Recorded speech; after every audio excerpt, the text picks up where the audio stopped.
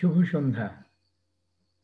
বিস্তার Chittagong arts complex আয়োজিত দৃশ্যশিল্প বিষয়ক অনুষ্ঠান কেবলই দৃশ্যের জন্ম হয়ের 10ম পর্বে আপনাদের সবাইকে স্বাগত জানাই। আমাদের আজকের অতিথি বাংলাদেশের সমকালীন দৃশ্যশিল্পের একজন অত্যন্ত প্রতিভাবান, স্বাতন্ত্র্য চিহ্নিত এবং সতত সক্রিয় শিল্পী জয়দেব রোয়াজা। মূলত যিনি কৃত্যকলা তথা পারফরমেন্স আর্টের জন্যই সমধিক পরিচিত, যদিও অঙ্কন বিদ্যাতেও তার হাত যশ ঈর্ষণীয় রকম। তো আজকে জয়দেব রোয়াজা গিরিচূড়ার অন্তঃশ্বাস শিরোনামের একটি বহুমাধ্যম উপস্থাপনার ভেতর দিয়ে তার শিল্পী জীবনের এবং তার শিল্প ভাবনার গল্প করবেন আমাদের সঙ্গে। আমরা একটু পরেই তার সেই উপস্থাপনা দেখব, তবে তার আগে আমি তার ছোট্ট একটি আনুষ্ঠানিক পরিচয় দিয়ে রাখতে চাই। জয়দেব আমাদের প্রতিবেশী পার্বত্য চট্টগ্রাম, পাহাড়ের ছেলে। খাগড়াছড়িতে তার জন্ম 1973 সালে এবং চট্টগ্রাম বিশ্ববিদ্যালয়ের চারুকলা বিভাগ থেকে সে 1999 সালে স্নাতকোত্তর সনদ অর্জন করে। এরপর থেকে সে মূলত পূর্ণকালীন শিল্পীর জীবনই যাপন করে আসছে এবং এটা আমাদের দেশের জন্য খুবই কঠিন, কিন্তু সেটা সম্ভব হয়েছে তার জীবন সঙ্গিনী হাসনেহানা পরশ, যিনি নিজেও একজন দৃশ্যশিল্পী, তার সক্রিয় সহযোগিতার কারণে। এবং তারা একটি আমাদের সমাজের জন্য একটি ব্যতিক্রমী দৃষ্টান্ত স্থাপন করেছেন। পরশ হচ্ছেন পরিপূর্ণভাবে কর্মজীবী, তিনি বাইরের পৃথিবী দেখেন, আর জয়দেব রোয়াজা একেবারে পুরোপুরি ঘরকন্যা করেন, অর্থাৎ ঘরদোর সামলান, ছেলে পেলে মানুষ করেন এবং খুব যত্ন করে তিনি রান্নার কাজটিও করে থাকেন। অসাধারণ রন্ধন শিল্পীও বটে জয়দেব রোয়াজা। তো তার শিল্পযাত্রার সূত্রপাত হয় মূলত বৃত্ত আর্টস ট্রাস্টের হাত ধরেই 2004 সাল থেকে। এরপর চট্টগ্রামেরই Porapara space for the artist, তার সঙ্গে তিনি যুক্ত হন এবং তার সঙ্গে অদ্যাবধি যুক্ত রয়েছেন তার ভাইস চেয়ারম্যান হিসেবে, এবং পোড়াপাড়ার হয়ে তিনি অনেক কাজ করেছেন এবং নানা রকম সাংগঠনিক কর্মকাণ্ডও তিনি করে থাকেন। এরপর ধীরে ধীরে ঢাকায় সামদানি আর্ট ফাউন্ডেশনের ঢাকা আর্ট সামিট, সম্প্রতিকালে দুর্জয় বাংলা ফাউন্ডেশন ইত্যাদির সঙ্গে যুক্ত হয়েছেন এবং দেশে অনেক কটা পারফরমেন্স বা পরিবেশনা শিল্প তিনি দেখিয়েছেন। এর মধ্যে বেঙ্গল ফাউন্ডেশন রয়েছে, আমাদের বিএননালে অংশগ্রহণ করেছেন তিনি, নানা রকম উৎসব, দেশ জুড়ে নানা রকম শিল্প উৎসবে তিনি অংশগ্রহণ করেন এবং ক্রমে ক্রমে তার পরিচিতি এবং তার সক্রিয়তার পরিধি দেশের সীমা ছাড়িয়ে বাইরের পৃথিবীতেও ছড়িয়ে যায় এবং তিনি বিশেষ করে জাপানে বেশ একটা নিজস্ব স্থান তিনি করে নেন। মূলত তার যে ভাবগুরু সেইজি সিমোদা, যিনি বাংলাদেশে আসলে পারফরমেন্স আর্টের বলা চলে একেবারে একটা প্রাতিষ্ঠানিক সূত্রপাতই করেছেন, তার কল্যাণে তিনি একাধিকবার জাপানে গেছেন, অংশ নিয়েছেন এবং 2016 সালে তার জন্য একটি বেশ বড় ঘটনা, কারণ জাপানে তার একটা দীর্ঘদিনের একটা অনুষ্ঠান, প্রদর্শনী, একক প্রদর্শনী, তার পরিবেশনা, তার বক্তৃতা ইত্যাদির আয়োজন হয়। এবং এর ছাড়া তিনি এই বছরও আসলে একেবারে এই বছরের গোড়াতেও জাপানে ঘুরে এসেছেন তাদের যে 25তম বার্ষিকী নিপাফ ফেস্টিভ্যাল, ইন্টারন্যাশনাল পারফরমেন্স ফেস্টিভ্যাল অংশগ্রহণ করার কাজে। মাঝখানেও গেছেন কর্মশালায় অংশ নিতে। এর বাইরে ভিয়েতনামে তিনি কাজ করেছেন, লন্ডনে কাজ করেছেন, ফ্রান্সে কাজ করেছেন, দুবাইয়ে কাজ করেছেন, একেবারে গোড়ার দিকে একবার শ্রীলঙ্কায় একটি রেসিডেন্সিও তিনি করেছেন এবং দেশের ভিতরে তো তার কাজ রয়েছে। এই করোনা কালেও তিনি কিন্তু বসে নেই, তিনি বেশ কিছু কাজ এর মধ্যেও করেছেন। কে কাছে সাবার কিউরেট করা একটি অনুষ্ঠানে বা একটা প্রদর্শনীতে তিনি অংশ নিয়েছেন। খুব সম্প্রতিকালে দুর্জয় ফাউন্ডেশনের হয়ে একটি কাজ করেছেন তিনি আর কি। এবং তার এই কাজের তালিকার মধ্যে আমি আরো দুটো জিনিস যোগ করতে চাই। তা হচ্ছে তিনি সম্ভবত তার প্রথম চিত্রকলার প্রদর্শনী, একক প্রদর্শনীটি অনুষ্ঠিত হয়েছিল আমাদের এই পূর্বতন প্রতিষ্ঠান বিশদ বাংলায় 2012 কি 13 সালের দিকে। এবং গত বছর বিস্তারের যে শিল্পোৎসব, সেখানে তিনি কিউরেটর হিসেবে আত্মপ্রকাশ করেন এবং তার কিউরেশনে একটি অত্যন্ত গুরুত্বপূর্ণ সমকালীন দৃশ্য শিল্পের প্রদর্শনী হয়েছিল শুধুমাত্র আদিবাসী শিল্পীদেরকে নিয়ে, যেমনটি ঠিক বাংলাদেশে এর আগে হয়নি সেভাবে। তো সেই কাজও তিনি বিস্তারের হয়ে করেছেন, এবং এর মাধ্যমে জয়দেবের সঙ্গে আমাদের, অন্তত আমাদের যে বিশদ বাংলা বিস্তারে একটি আলাদা সম্পর্ক গড়ে উঠেছে। এসবই আমরা তার কাছ থেকে শুনবো, এবং একটু পরেই তিনি তার উপস্থাপনা শুরু করবেন। আর তারপরে আপনারা যারা জুমে যোগ দিয়েছেন তাদের সঙ্গে একটি মুক্ত আলোচনা হবে, প্রশ্নোত্তর পর্ব, আপনারা তাকে প্রশ্ন করবেন বা আপনাদের মন্তব্য শোনাবেন। আমাদের অনুষ্ঠানটি লাইভও প্রচারিত হচ্ছে, সেখানেও যদি কিছু মন্তব্য আমরা পাই সেগুলো নিয়ে একটা জমজমাট মুক্ত আলোচনার আয়োজনও আমরা দেখতে চাই আজকে। তো আমার সূচনা বক্তব্য এখানেই শেষ। আমি এবার আনুষ্ঠানিকভাবে জয়দেবকে আহ্বান জানাচ্ছি তার উপস্থাপনা শুরু করার জন্য। জয়দেব। জি, অনেক ধন্যবাদ বিস্তার এবং আলম ভাইকে। আপনি এত সুন্দরভাবে আমাকে উপস্থাপনা করছেন, সেটা হয়তো মানে আমার কাছে এটা অনেক বেশি। যাই হোক, আমি আজকে মূলত আমার উপস্থাপনা সাজিয়েছি। আমি পারফরমেন্স তো শুরু করছি মাহবুব ভাই, মাহবুবুর রহমান, আমাদের অত্যন্ত গুণী শিল্পী, ওনার মাধ্যমে ওনাকে দেখে অনুপ্রাণিত হয়ে। তো সেটা শুরু করেছিলাম 2003 সালের দিকে। তবে আজকে আমি যে কাজগুলো দেখাচ্ছি সেটা হচ্ছে 2016 থেকে। হ্যাঁ, কারণ ওই সময় আমি পারফরমেন্সের পাশাপাশি মানে ড্রয়িংও শুরু করে দিই। ড্রয়িং শুরু করি মূলত হচ্ছে পারফরমেন্স আর্ট করে তো আর জীবনযাপন করা যায় না আমাদের দেশে, মানে পারফরমেন্স আর্টের কোনো এখনো শোতে আমরা টিকিট কেটে দেখি না। ফলে হচ্ছে আমি বিকল্প হিসেবে আমার পারফরমেন্সের সাথে যাই, মানে রিলেটেড এরকম ফর্মগুলো নিয়ে প্রথমে ড্রয়িং করা শুরু করি, এবং মূলত সেগুলো সেই লেভেল এবং সেল হচ্ছে মোটামুটি, সেগুলো নিয়ে চলতেছি। এবং সামনে আগামীতে হয়তো আবার আমি নতুন পারফরমেন্স প্লাস এই যে ড্রয়িং, সেই সিরিজটা আবার নতুন একটা বিষয় নিয়ে শুরু করব। যাই হোক, আমি আগে স্ক্রিন শেয়ারে যাই তাহলে।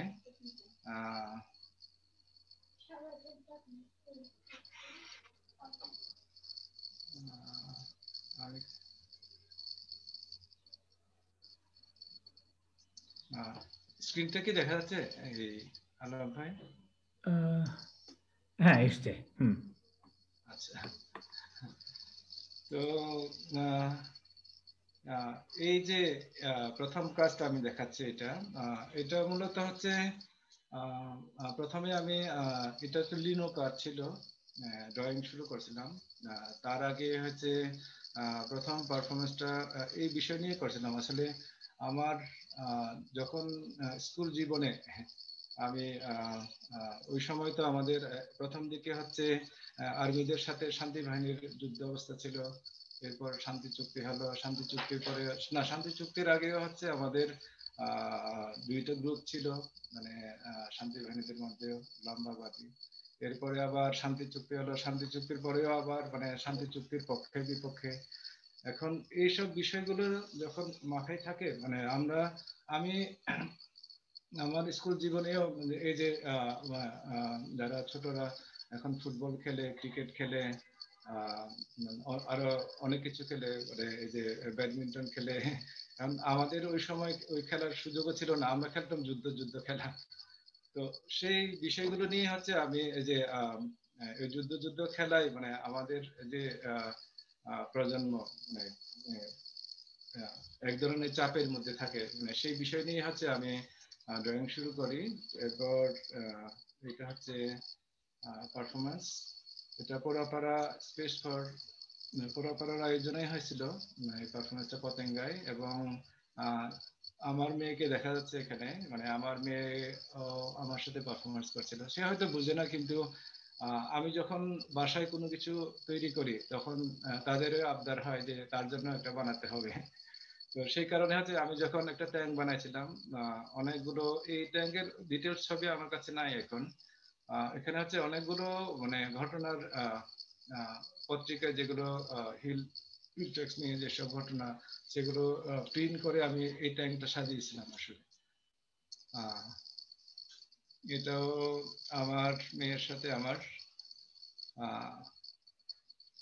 তো এরপরে হচ্ছে আমি 2016 সালে আচ্ছা, এই ওই তুমি একটু জি ফুল জি স্ক্রিন করতে পারলে ভালো, ফুল স্ক্রিন যদি করে দেখাতে পারো আর কি। হ্যাঁ হ্যাঁ হ্যাঁ। আমি দেখি তাহলে এটাকে স্লাইড শো। স্লাইড শোতে চলে গেলেই হবে, হ্যাঁ। হ্যাঁ।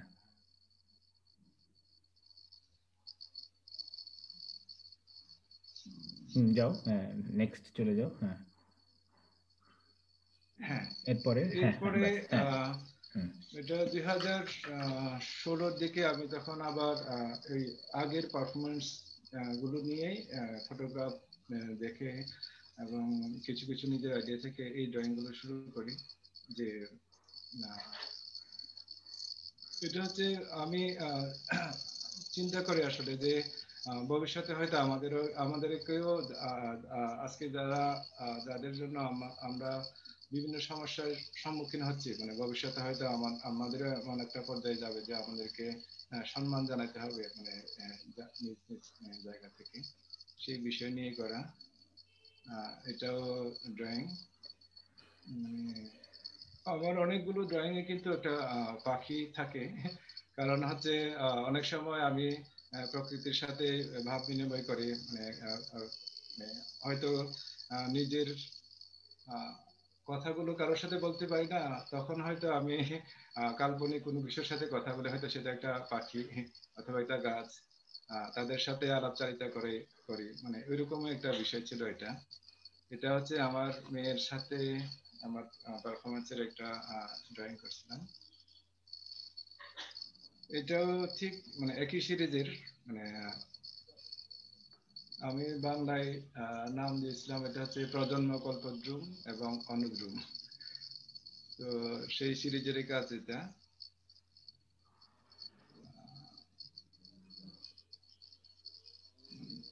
আমার মাঝে মাঝে মনে হয় যে এই যে যুদ্ধাস্ত্রগুলো যদি না থাকতো পৃথিবীতে, তাহলে তো মানে আরো অনেক শান্তি থাকতো, হয়তো আমাদের এরকম মেশাকার হয়তো না। এই সব বিষয় নিয়ে হচ্ছে এই কাজগুলো করা তখন। আর এবং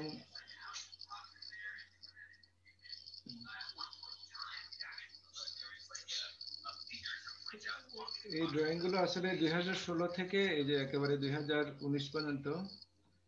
হ্যাঁ, এবার এটা হচ্ছে আমাদের প্রিয় একটা ঝিরি আছে বাড়ির পাশে, খাগড়াছড়ির হাজারতৈশা ঝিরি। তো এই হাজারতৈশা ঝিরি নিয়ে কিন্তু আমি একটা সিরিজ পেন্টিং করছিলাম, এবং আলম্বা যেটা সূচনাতে বললেন যে বিস্তারে আমাদের প্রথম একক প্রদর্শনী হয়েছিল বিস্তারের সহযোগিতায়। তো ওখানে গিয়ে আমার এটা হচ্ছে একটা পারফরমেন্সের ছবি।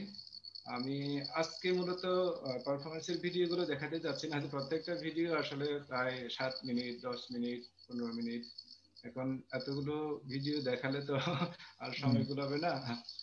তো এটা হচ্ছে আমার ওই যে শেখর সিরিজের একটা পারফরমেন্স ছবি। এবং আমি যখনই বাড়িতে যাই আহ, সেই তখন হচ্ছে আমি কিছু না কিছু করার চেষ্টা করি, যে কারণ পারফরমেন্সটা আমি বেছে নিয়েছিলাম আসলে মূলত যেহেতু অন্যান্য মিডিয়ায় মানে ইনস্টলেশনেও আমার খুব আগ্রহ ছিল, কিন্তু হচ্ছে প্রচুর যে খরচের একটা ব্যাপার ছিল, এখন খরচ কুলাতে পারি না। কিন্তু পারফরমেন্স আর্ট, হ্যাঁ পারফরমেন্স আর্টেও অনেক আর্টিস্ট মানে লক্ষ লক্ষ টাকা খরচ করে আয়োজন করে, কিন্তু আমি সবসময় মিনিমাইজ করতে চাই, যে একেবারে নেচার থেকে কোনো কিছু নিয়ে মানে আমার মনের অভিব্যক্তিটা প্রকাশ করা যায় কিনা। তো সেই জন্য হচ্ছে বাড়িতে গেলে আমি পারফরমেন্স করি, যখন এমনকি বিভিন্ন জায়গায় জিরি জঙ্গলে ঘুরতে গেলে পারফরমেন্স করি। এটা যেমন আমাদের শহরের বাসায়, এই যে আমরা প্রচুর এখানে কিছু ছাদে বাগান আছে আমাদের, এখন মাঝে মাঝে ছাদ বাগানটা কিন্তু পরিষ্কার করতে হয়। এখন যখন পরিষ্কার করতে বসে সেই সব ম্যাটেরিয়ালস নিয়ে একটা কিছু করার ভাবে আমি, মানে সেইভাবে হচ্ছে এই কাজটা করা। এটা আমাদের খাগড়াছড়িতে, এটাও খাগড়াছড়ির ঝিরিতে। তো এরপরে ওই পারফরমেন্স গুলো নিয়ে হচ্ছে আমি আবার ড্রয়িং করছি সাম্প্রতিক সময়ে। এটা আবার আমার খুব প্রিয় দুইজন বন্ধু, মানে কংচাইদা এবং লেলুং সামতিংদা। ওনাদের সাথে আমি প্রায় ঘুরতে যাই জিরি জঙ্গলে বিভিন্ন জায়গায়। তো ওই ওনাদেরকে মনে করি আসলে এই ছবিটা আঁকা। আহ, এটা গত এবছরই করা সম্ভব এই কাজটা। এটাও এবছরের কাজ। আহ, এটা ওই যে খাগড়াছড়ির যে ঝিরিতে আমি পারফরমেন্স করছিলাম, সেটারই একটা ইয়ে করছিলাম আমি। মানে এই ড্রয়িং গুলো কিন্তু ওভাবেই করা, ওই পারফরমেন্স আর্ট থেকে। এখানে একটা ছবি আমি যুক্ত করছি, মানে এই ছবিটা হচ্ছে আমি এশিয়ান বিএনালের পারফরমেন্সে আমার ছবি। যদিও ভিডিওটা অনেক লম্বা। এখন এই যে গলায় এই যে আমি শিকড় বাকড় ইয়ে করছি, এটা একদম পাহাড় থেকে যে ঝিরিতে ঘুরতে যায়, ওখানে যে পরে থাকা আহ, আহ, লতা, মানে সেগুলো আমি সংগ্রহ করি। এবং এই সংগ্রহ করা এই একই ম্যাটেরিয়ালস কিন্তু আমি দুবাইতেও নিয়ে গেছিলাম। মানে গাছের শিকড়ের যে ম্যাটেরিয়ালসটা, এটা ও একই সিরিজের কাজ।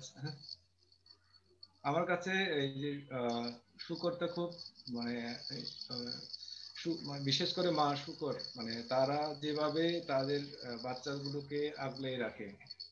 ইভেন আমাদের হয়তো ঘরে পালা শূকর, কিন্তু হচ্ছে যখন সে বাচ্চা দেয় তখন তার কাছে আমার মা ছাড়া আমরা পর্যন্ত এলাও না, এত কেয়ার করে।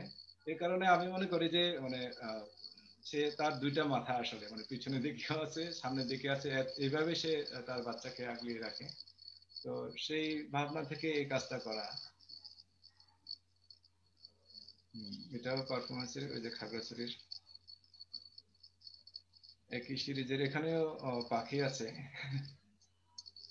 তো এটা একটা সিরিজ, মানে এটা হচ্ছে আমি ঘরে আসলে যখন থাকি মানে কোনো না কোনো কিছু বানানোর চেষ্টা করি যখন হাতে একটু সময় পাই। তো আমি যখন ইউকে তে যাই তখন আসলে আমার ব্যক্তিগত কোনো টাকাই ছিল না। দেখা যাচ্ছে আমি $100 নিয়ে গেছি অথবা €100 নিয়ে গেছি। তো ওখান থেকে আমি একটা দোকানে মানে এই রঙিন পালকগুলো দেখছিলাম। তো আমি কিনে ফেলি ওইটা। হ্যাঁ। তো ওইটা নিয়ে আমি বাসায় এসে আমার পুরানো হেলমেট, তারপর এটা হচ্ছে রোদের ওই যে পানি খাওয়ার জিনিস, সেগুলো দিয়ে একটা পাখির মাথা বানিয়েছিলাম। এই পারফরমেন্সটা আমি প্রথমে আমাদের গ্রামে করি। এরপরে নৃত্যের একটা প্রোগ্রামে শহরনামা ওখানে ঢাকায় করি, এবং সর্বশেষ হচ্ছে দুবাইয়ে করি আমি। এরপরে আপাতত এই সিরিজের কাজ আর নাই, এটা আমাদের গ্রামে করা। আহ, গ্রামে তো আমার ছোট ভাই ছেলে মেয়ে তারাই ছিল মূলত দর্শক পারফরমেন্সের। এটা দুবাইয়ে করা। এখানে একটা আমি 4 মিনিটের একটা ভিডিও ক্লিপ দেখাবো আপনাদেরকে এই সিরিজের। অন্য আর কোনো ভিডিও নাই, যেহেতু ভিডিওতে সময় যায় বেশি। এটা আল সার্কেলের দুবাইয়ের, এবং আমাকে সান্দানি আর্ট ফাউন্ডেশন নিয়ে গেছিল মানে এই প্রোগ্রামে। এটা একটা এক্সিবিশন ছিল আসলে, ওইখানকার একটা ছোট অংশ হচ্ছে আমার পারফরমেন্স। ভিডিওটা ডাউনলোড হতে সময় লাগছে না।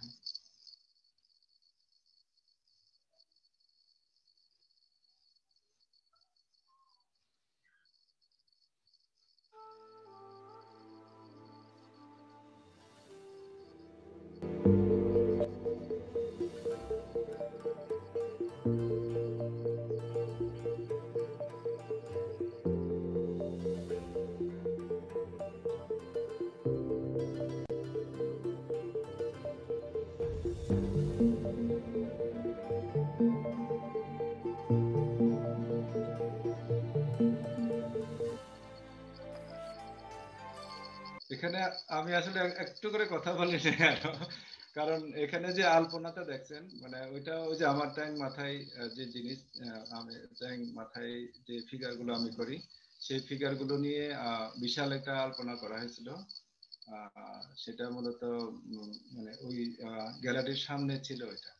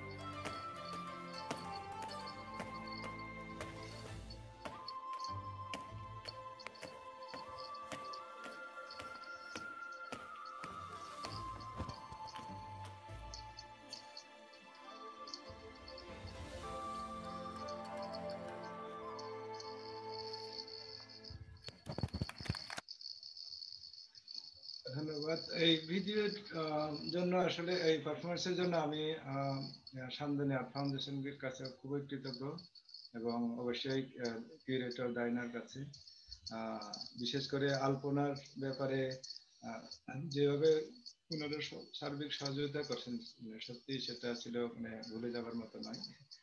তো এই পারফরমেন্সটা করছিলাম আমি ইউকে তে, মানে ওই যে যে পালক গুলো দেখছেন মানে ওখানে আমি ব্যবহার করছিলাম এটা সেম সিরিজের কাজ।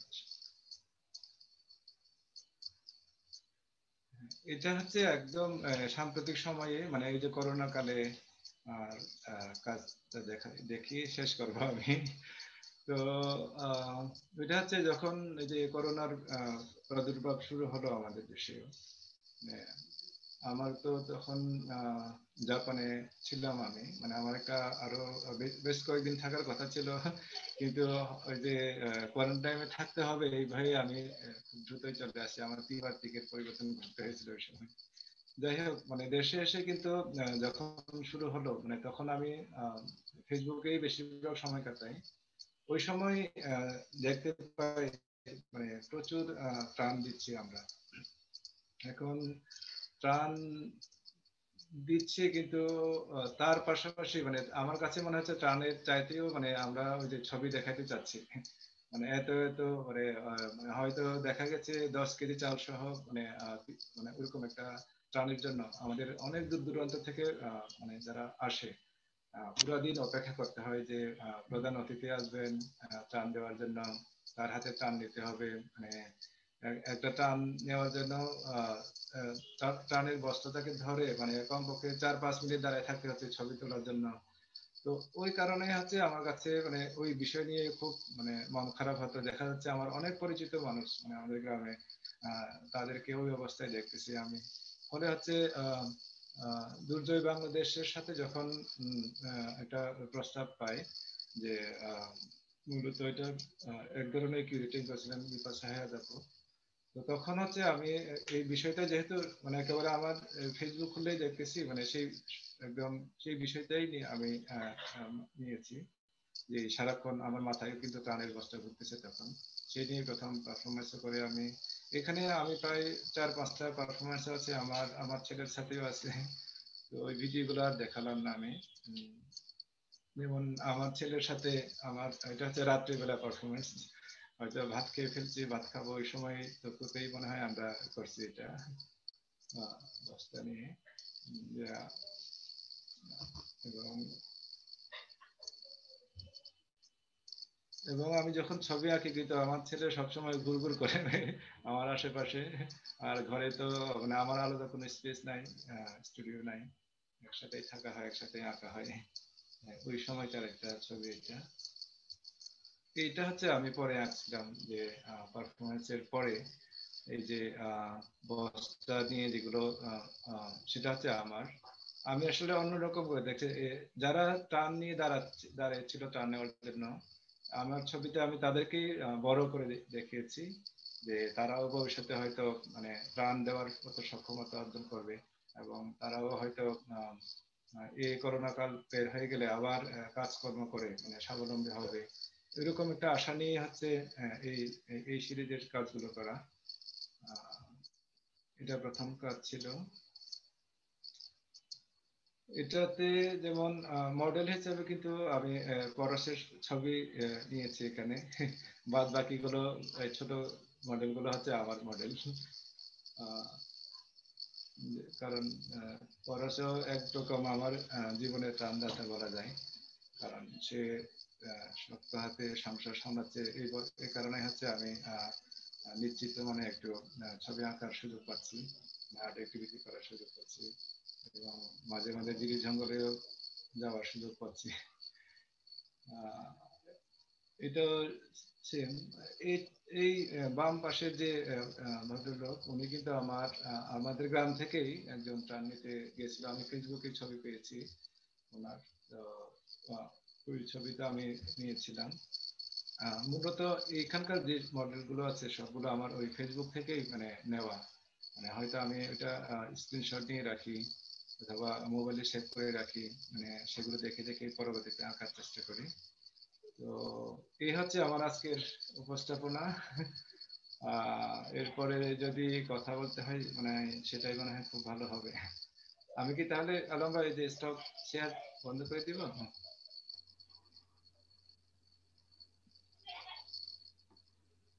জি। ওকে, অনেক অনেক ধন্যবাদ। একটু অতৃপ্তি রয়ে গেল।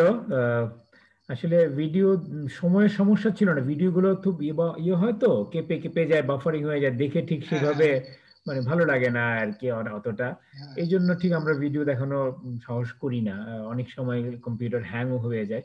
যাই হোক, হ্যাঁ আমরা হ্যাঁ। একটা ধারণা পেলাম একটা, এবং এখানে যারা আছেন তারাও নিশ্চয়ই বুঝতে পেরেছে জয়দেবের কাজের যে গুরুত্ব, তার যে কাজের এক ধরনের একটা রাজনৈতিক বক্তব্য, একটা অন্তর্লীন রাজনৈতিক বক্তব্য থাকে, একটা আস্তিত্বিক জিজ্ঞাসা থাকে, অস্তিত্ব, তাদের আত্মপরিচয়ের যে নানাবিধ মাত্রা, তার সঙ্গে তার বোঝাপড়া, এগুলো নিয়েই তার কাজ আসলে।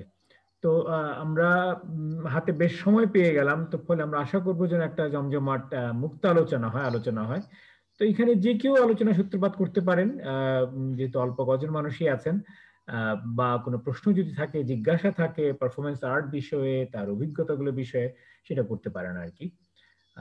মাইক্রোফোনটা অন করে স্টার্ট করতে পারেন। কংচাই বোধহয় কিছু বলবেন, জয়দেবের মানে বন্ধু, যিনি, যার ছবিও দেখলাম আমরা একটা। হ্যাঁ জি, বলুন কংচাই। শুভ সন্ধ্যা আলম ভাই। আপনি এই এই আয়োজন করাতে মানে অনেক দূর থেকেও জয়দার সাথে আচ্ছা, আমরা কংচাইয়ের চেহারাটা একটু দেখি না কেন, একটু দেখা যায়? হ্যাঁ, দেখতে হ্যাঁ পাচ্ছেন নাকি? হ্যাঁ হ্যাঁ হ্যাঁ হ্যাঁ হ্যাঁ হ্যাঁ, দেখা যাচ্ছে। হ্যাঁ, এটা একটা যেন আমাদের অবচেতন অভ্যাসই হয়ে গেছে যে জুমে আসে সবাই যার যার ভিডিওটা লুকিয়ে রাখতে চায় আর কি। না, এই তো কত দিব্যি ভালো লাগছে, হ্যাঁ সুন্দর লাগছে, বলুন। হ্যাঁ তো ভালো লাগছে। আমি উম, জয়দাকে আহ, এটা গত বছর বোধহয়, গত বছর কি আগের বছর আমার খুব খেয়াল পড়ছে না, সম্ভবত গত বছর। এই যে আপনারা শুনেছেন উনার মুখে আহ উনার আপনার আর্টের উপাদানগুলা বেসিক্যালি আপনার হাতের কাছে এবং ঝিরি ঝর্ণায় বেড়াতে গিয়ে যে প্রাকৃতিক উপাদানগুলো উনি সংগ্রহ করে নিয়ে যাচ্ছেন, তা এটা আহ, মানে আমার মনে হয় কারণটা উনি ইয়ে মানে ব্যাখ্যা করেছেন। এর পাশাপাশি আবার মাঝে মধ্যে এটা একটা বড় ধরনের বিড়ম্বনার শিকারও হন। তো এরা এরকম একটা মানে অভিজ্ঞতা উনার কাছে শুনেছি। আমার মনে হয় পার্টিসিপেন্টদের সাথে শেয়ার করলে যে আর্টের পাশাপাশি কিছু আহ মানে হাসি ঠাট্টার মানে একটা ইয়ে উপকরণ তৈরি হবে আর কি। সেটা ছিল জয়টা আপনার সোনারগাঁ অথবা কন্টিনেন্টাল হোটেলে, ঢাকার 5 স্টার হোটেলে, ওই যে আপনি হ্যাঁ স্বপ্ন হ্যাঁ হ্যাঁ হ্যাঁ নিলাম হ্যাঁ হ্যাঁ। এটা যদি একটু শেয়ার করতেন সংক্ষেপে হলে প্লিজ। হ্যাঁ, জয়দেব বলো। আহ, আমারই একজন আমাদের একজন খুবই গুরুত্বপূর্ণ পারফরমেন্স আর্টিস্ট জুয়েল রব, মানে সে আমাকে ইনভাইট করছিল, মানে তার কিউরেশনে ছিল এটা। এখন আহ, ওইটা ছিল আসলে রান্নার, আমি প্রজেক্টে ইয়ে করছিলাম যে আমি সবাইকে রান্না করে খাওয়াবো, এবং ওখানে যারা উপস্থিত মানে যারা পুরুষ আসলে তারাও চাইলে ওই আমার সাথে সাথে রান্না করে করে খাওয়াবে করবে, এবং তার সাথে যদি তার কোনো গার্লফ্রেন্ড থাকে অথবা তার ওয়াইফ থাকে অথবা তার মা থাকে, বোন থাকে, তাদেরকে সে পরিবেশনা করবে, এরকম ছিল আমার একটা টিম। তো আমি যেহেতু আম, উম, আহ, মানে রান্না বান্না করব, আমি পাহাড়ি অনেক সবজি নিয়ে গেছিলাম, মানে 2 বস্তা। তারপরে হচ্ছে কলা পাতাও নিয়ে গেছিলাম, যেহেতু কলা পাতায় পরিবেশন করব। এখন তো একদিকে সমস্যা হচ্ছে, মানে আমার তো ওরকম গাড়ি টাড়ি নাই, মানে ওখানে হচ্ছে সিএনজিও এলাও না, মানে ওই ওই ভিতরে মানে হোটেলের ভিতরে। ফলে হচ্ছে সিএনজি থেকে আমার জিনিসপত্র নামাইতে হয়েছে, নামিয়ে আমি যখন গেটের কাছে গেছি, তারা তো খুব মানে বুঝতেছে না যে এরকম বস্তা টস্তা নিয়ে মানে এরকম হোটেলে কে আসতেছে। তো আমি বললাম আমি তো ওখানে থাকার কথা, রুম বুকিং দেওয়া আছে। মানে পরে রুম দেখলো, মানে আমার ওই যে নাম দেখলো, রুম দেখলো। এখন কিছুতেই ওনারা ওই জিনিসপত্রগুলো আমার রুমে নিতে দিবে না। তারপরে একটু টেনশনও হলো আমার, মানে এই যে সবুজ সবজি নিয়ে যাচ্ছি, এখন যে স্টোর রুমটা আমাকে দেখাচ্ছে ওটা একদম বদ্ধ ছিল, মানে নিচের তলায় একটা ছোট রুম, অনেক লাগেজ ছিল ওখানে। এখন ওটা তো গরম, মানে আমার খুব টেনশন লাগছিল যে পাহাড়ি সবজিগুলো ফ্রেশ থাকবে কিনা। কিন্তু ওনাদেরকে এত বুঝাইছি আমি, আর সম্ভব হলো না। পরে রাত্রে তো আমি পুরোপুরি ঘুমাইতেই পারি নাই, কারণ এত দুইটা ডাবল ডাবল বিছানা, তারপরে এত মানে পরিষ্কার পরিচ্ছন্ন, আমার তো এত জামা কাপড় ক্লিন ছিল না। তো সকাল সকাল ঘুম থেকে উঠছি, উঠে একটু নিচে ঘোরাঘুরি করলাম, কিচেনের দিকে গেলাম, নাস্তা থেকে ওখানে হচ্ছে কিছু কিছু মানুষের সাথে আলাপ করলাম আমি, যে এরকম এরকম সেরকম, মানে ওনাদের সাথে গল্প গুজব করলাম। ফলে হচ্ছে ওরা বুঝলো যে হ্যাঁ তাহলে তো একজন আর্টিস্ট। এখন যাওয়ার সময় ওখানে আমি 3 দিন ছিলাম। তিন না 3 দিনের জন্য আমার বুকিং ছিল, আমি মনে হয় 2 রাত থাকছি, পরে রাত্রে থাকি নাই। যখন ফেরত আসতে চাইছিলাম তখন বলছে আপনার তো আরেকদিন বুকিং আছে। বলছে না আমার তো 2 রাতে ভালো ঘুম হয় নাই এত আপনাদের এরকম পরিবেশে, আমি আমার বন্ধুদের বাসায় যাব, মানে ওইরকম ওই যে ইয়েতে থাকবো, কি যেন স্টুডিওতে থাকবো, এই জন্য আমি বের হয়ে যাচ্ছি। তারপরে ওরা খুব তখন আমার জিনিসপত্র, মানে ওই যে বিদায় বেলায় আমার ছোট ব্যাগ ছিল, ওগুলো খুব কাছে, মানে হোটেলের বাইরে নিয়ে যেতে চাইছিল আর কি। তখন আমি বললাম না না, প্রথম মানে অভ্যর্থনা দিন তো আপনারা কোনো কিছু হেল্প করেন নাই, এখন তো আমার আর কোনো হেল্পের দরকার নাই। এটা বলাতে বলে চলে আসছি আমি। এটাই ছিল আসলে। Nice, thank you, thank you. হ্যাঁ, না তোমার সেই পারফরমেন্স দেখার এবং তোমার রান্না করা জিনিস খাওয়ার সৌভাগ্য হয়েছিল আমার আর মাহিয়ার। আমরা ছিলাম সেই উৎসবে, সেই ওয়াও ফেস্টিভ্যালে আর কি। তো খাওয়া তো বেশ একদম কাড়াকাড়ি পড়ে গিয়েছিল, তাই না? মানে অনেক শেষ পর্যন্ত অনেকে দেয়াই যায়নি আসলে, এত ভিড় হ্যাঁ হয়েছিল। তো হ্যাঁ হ্যাঁ তোমার রান্না এত ভালো হয়েছিল আর কি, আমার মনে আছে এটা। খুব চমৎকার একটা ভাবনা ছিল, যদিও তার বাস্তবায়নটা ঠিক সেভাবে মানে করা যায়নি কিন্তু জি সেটা জি করতে পারতে, এটা দুর্দান্ত একটা ধারণা ছিল আসলে। ছেলেদের মাধ্যমে তাদের সঙ্গী সঙ্গিনীদেরকে যে আপ্যায়নের একটা ধারণা ছিল, খুব চমৎকার ছিল। ঠিক আছে, এবার আর কেউ যদি আমরা আলম ভাই দেখতে পাই। আরেকটু যোগ করি, আরেকটু হ্যাঁ, যোগ করি, প্লিজ। জাস্ট হ্যাঁ ছোট্ট একটা যোগ হ্যাঁ করবো। হ্যাঁ হ্যাঁ, নিশ্চয়ই।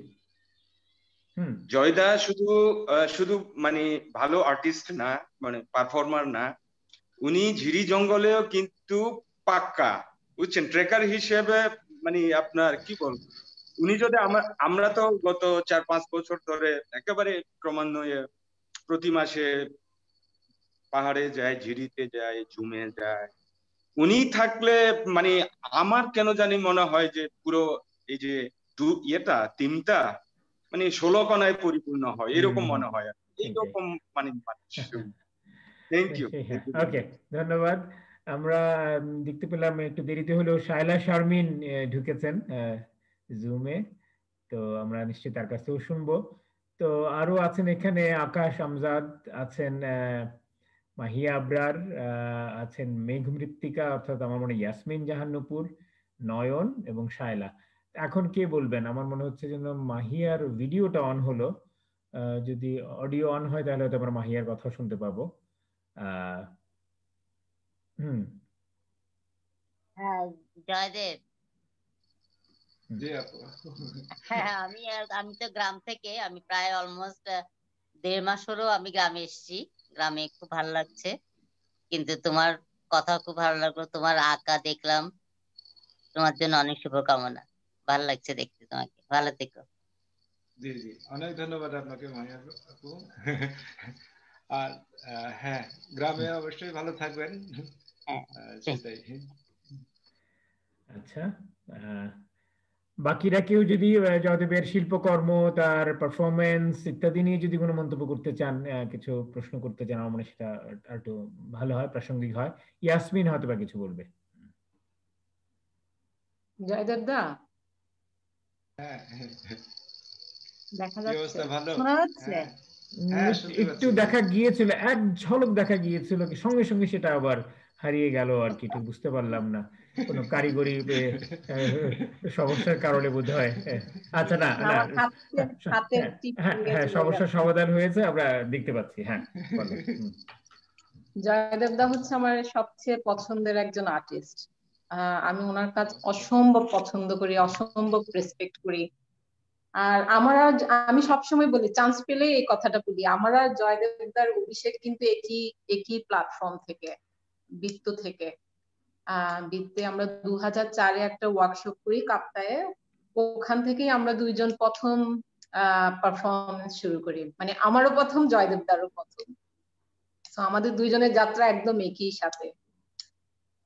আমার প্রশ্ন না, আসলে আপনার সমস্ত কাজই আমার খুব ভালো লাগে, খুবই পলিটিক্যাল লাগে, একই সাথে এক ধরনের মিস্ট্রি আছে, একই সাথে মনে হয় যে অন্যরকম একটা গল্প আছে, খুবই পার্সোনাল একটা গল্প আছে, সাথে সাথে অনেক বেশি পারিপার্শ্বিক মানে অবস্থানেরও একটা গল্প আছে। আমার শুধু একটু জানার আছে জয়দেবদা আপনার কাছ থেকে, যে আপনি পারফরমেন্সের আগে কি ড্রয়িং গুলো করেন, নাকি ড্রয়িং গুলো ডেভেলপ করতে করতে আপনার পারফরমেন্স ডেভেলপ করেন? আসলে ওই যে যেমন তোমার সাথে যখন প্রথম শুরু করি, আমার মনে আছে যে আমি একটা গাছের সাথে মানে কিছু মার্কস বানিয়েছিলাম, সেটা কিন্তু প্রথম ড্রয়িং করছিলাম। এখন ওই রকম পরবর্তীতে কিন্তু অনেকগুলো যখন পারফরমেন্স করি, যেমন ওই যে টাইম নিয়ে, সেগুলো কিন্তু তখন ড্রয়িং জাস্ট রাফ ড্রয়িং করা ছিল, মানে একেবারে কোনো ফাইনাল ছিল না, যে হয়তো আমি হাবি জাবি অনেক কিছুর মধ্যে ছোট একটা ড্রয়িং অথবা 3-4টা ড্রয়িং। এখন যেটা বললাম, মানে যে আমরা তো একই সাথে শুরু করছি, অনেকেই তখন শুরু করছিলেন এবং হয়তো অনেকেই কন্টিনিউ করে নাই, কিন্তু তুমি তো কন্টিনিউ করে যাচ্ছ এই প্রসেসে। সেটা তো, এটা খুবই বড় ব্যাপার যে আমরা দুজন এখনো, এবং আমাদের সাথে আরো অনেক একসাথে মানে এই পারফরমেন্স আর্টটাকে করে যাচ্ছে। তো যেটা আমি ইয়াতে সময় বলছিলাম যে শুধু পারফরমেন্স আর্ট করে আসলে একটা সময় এসে মনে হলো যে আমি খুব হতাশ হয়ে গেছিলাম যে পারফরমেন্স আর্ট করে কিভাবে চলবো। মানে আমি যে একটু যে কোথাও যাব, ঘোরাঘুরি করবো, সবসময় তো আর পড়াশোনা থাকে, টাকা নেওয়া যায় না। তো আমি এই কারণে হচ্ছে পরবর্তীতে একটা কিছু মানে সেই লেভেল জিনিস ভাবছিলাম, এবং সেটা জাপানে যাওয়ার আগে আমি কয়েকজন নিয়ে গেছিলাম।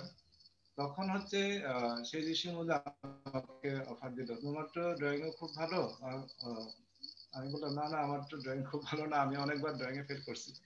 তো বলতো, না না, তুমি এই যে কাজগুলো কয়েকটা আমাকে দেখাইছো, এরকম কিছু কন্টিনিউ করো, মানে আমি জাপানে এটা সেল করার চিন্তা ভাবনা করবো পরবর্তীতে। তো দেখা যাচ্ছে ওই ছবিগুলো যখন আমি ফেসবুকে দিলাম, ড্রয়িং গুলো আস্তে আস্তে অনেকেই কেনার জন্য চাইলো। তখন তখন হচ্ছে আমি পুরানো যে স্কেচ খাতা, মানে সেখান থেকে আবার ভাবনাগুলো মানে দেখা শুরু করি, এবং মূলত কিছু কিছু আছে যে পারফরমেন্স করে ফেলছি, তারপরে হচ্ছে ড্রয়িং করছি।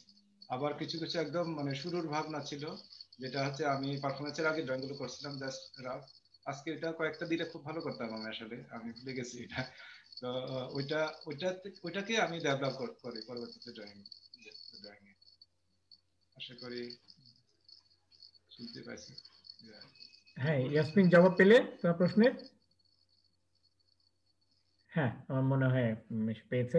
তবে আমার আমার এটা সূত্র ধরে জিজ্ঞাসা, তোমার ড্রয়িং কিন্তু একদম আলাদা, একেবারেই আলাদা। মানে আমরা ড্রয়িং তো আমরা কত জায়গাতেই দেখি জাস্ট তুলির টানে, কিন্তু তোমার ড্রয়িং এর মধ্যেও কিন্তু একটা পেন্টিং এর স্বাদই পাওয়া যায়। পুরোপুরি পেন্টিং এ দূর থেকে দেখলে যে মনে হয় যেন একটা ভিন্ন ধরনের একটা পেন্টিংই।